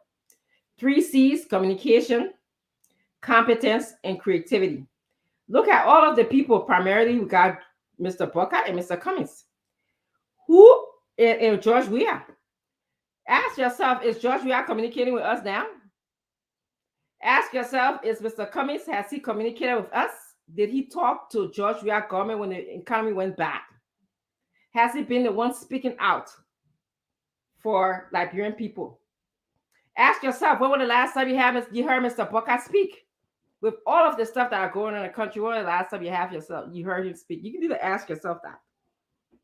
Creativity, who has provided the Liberian people with a roadmap? We have complex problems in our country, region for education, economics, jobs, security issues, human rights issues. Somebody needs to sit down and tackle those very, very complex, serious problems one at a time, okay? And verbalize how you're going to address these problems to the Liberian people. Competence, sometimes people say, oh, Dr. Richardson, how do you know somebody's competence? The beauty, and Sally touched on this a little bit. When you can say that I have been exposed to other systems of education and other systems of governments in the world, at least exposure is learning. You can say that I'm competent enough to apply myself to governing a country. And that's the question you need to ask yourself. Have I been in one system for so long that I don't know the difference between what is good or bad for Liberia? And that is the question that you have to ask yourself. People come here and say, okay, I like to talk about cognitive ability. You can guess why. I spend a lot of my years studying about cognitive ability. So when somebody says they're going to be a leader, one of the things I look at is their cognitive ability. And we know very well with aging, and I can tell you I'm aging. I used to be, smart, 15, 16 years old. And I live with my aging parent. With aging, your cognitive ability tends to decline. You got to keep working at it. This is why we have a study on nuns. The reason why nuns are sharp, because that's what they do most of the time. So you have to look at the 3 C's when you look at making a deserving Liberia. In the words of Mr. Cummings, we want a deserving Liberia. We don't just come sit here because, we want to live. We can afford to live here, but we want a better Liberia. And that's all we come here to fight for every day. On that note, I want to tell you, thank you very much, Liberians.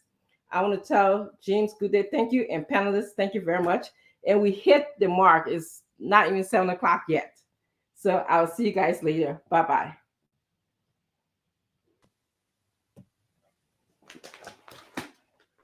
Good night.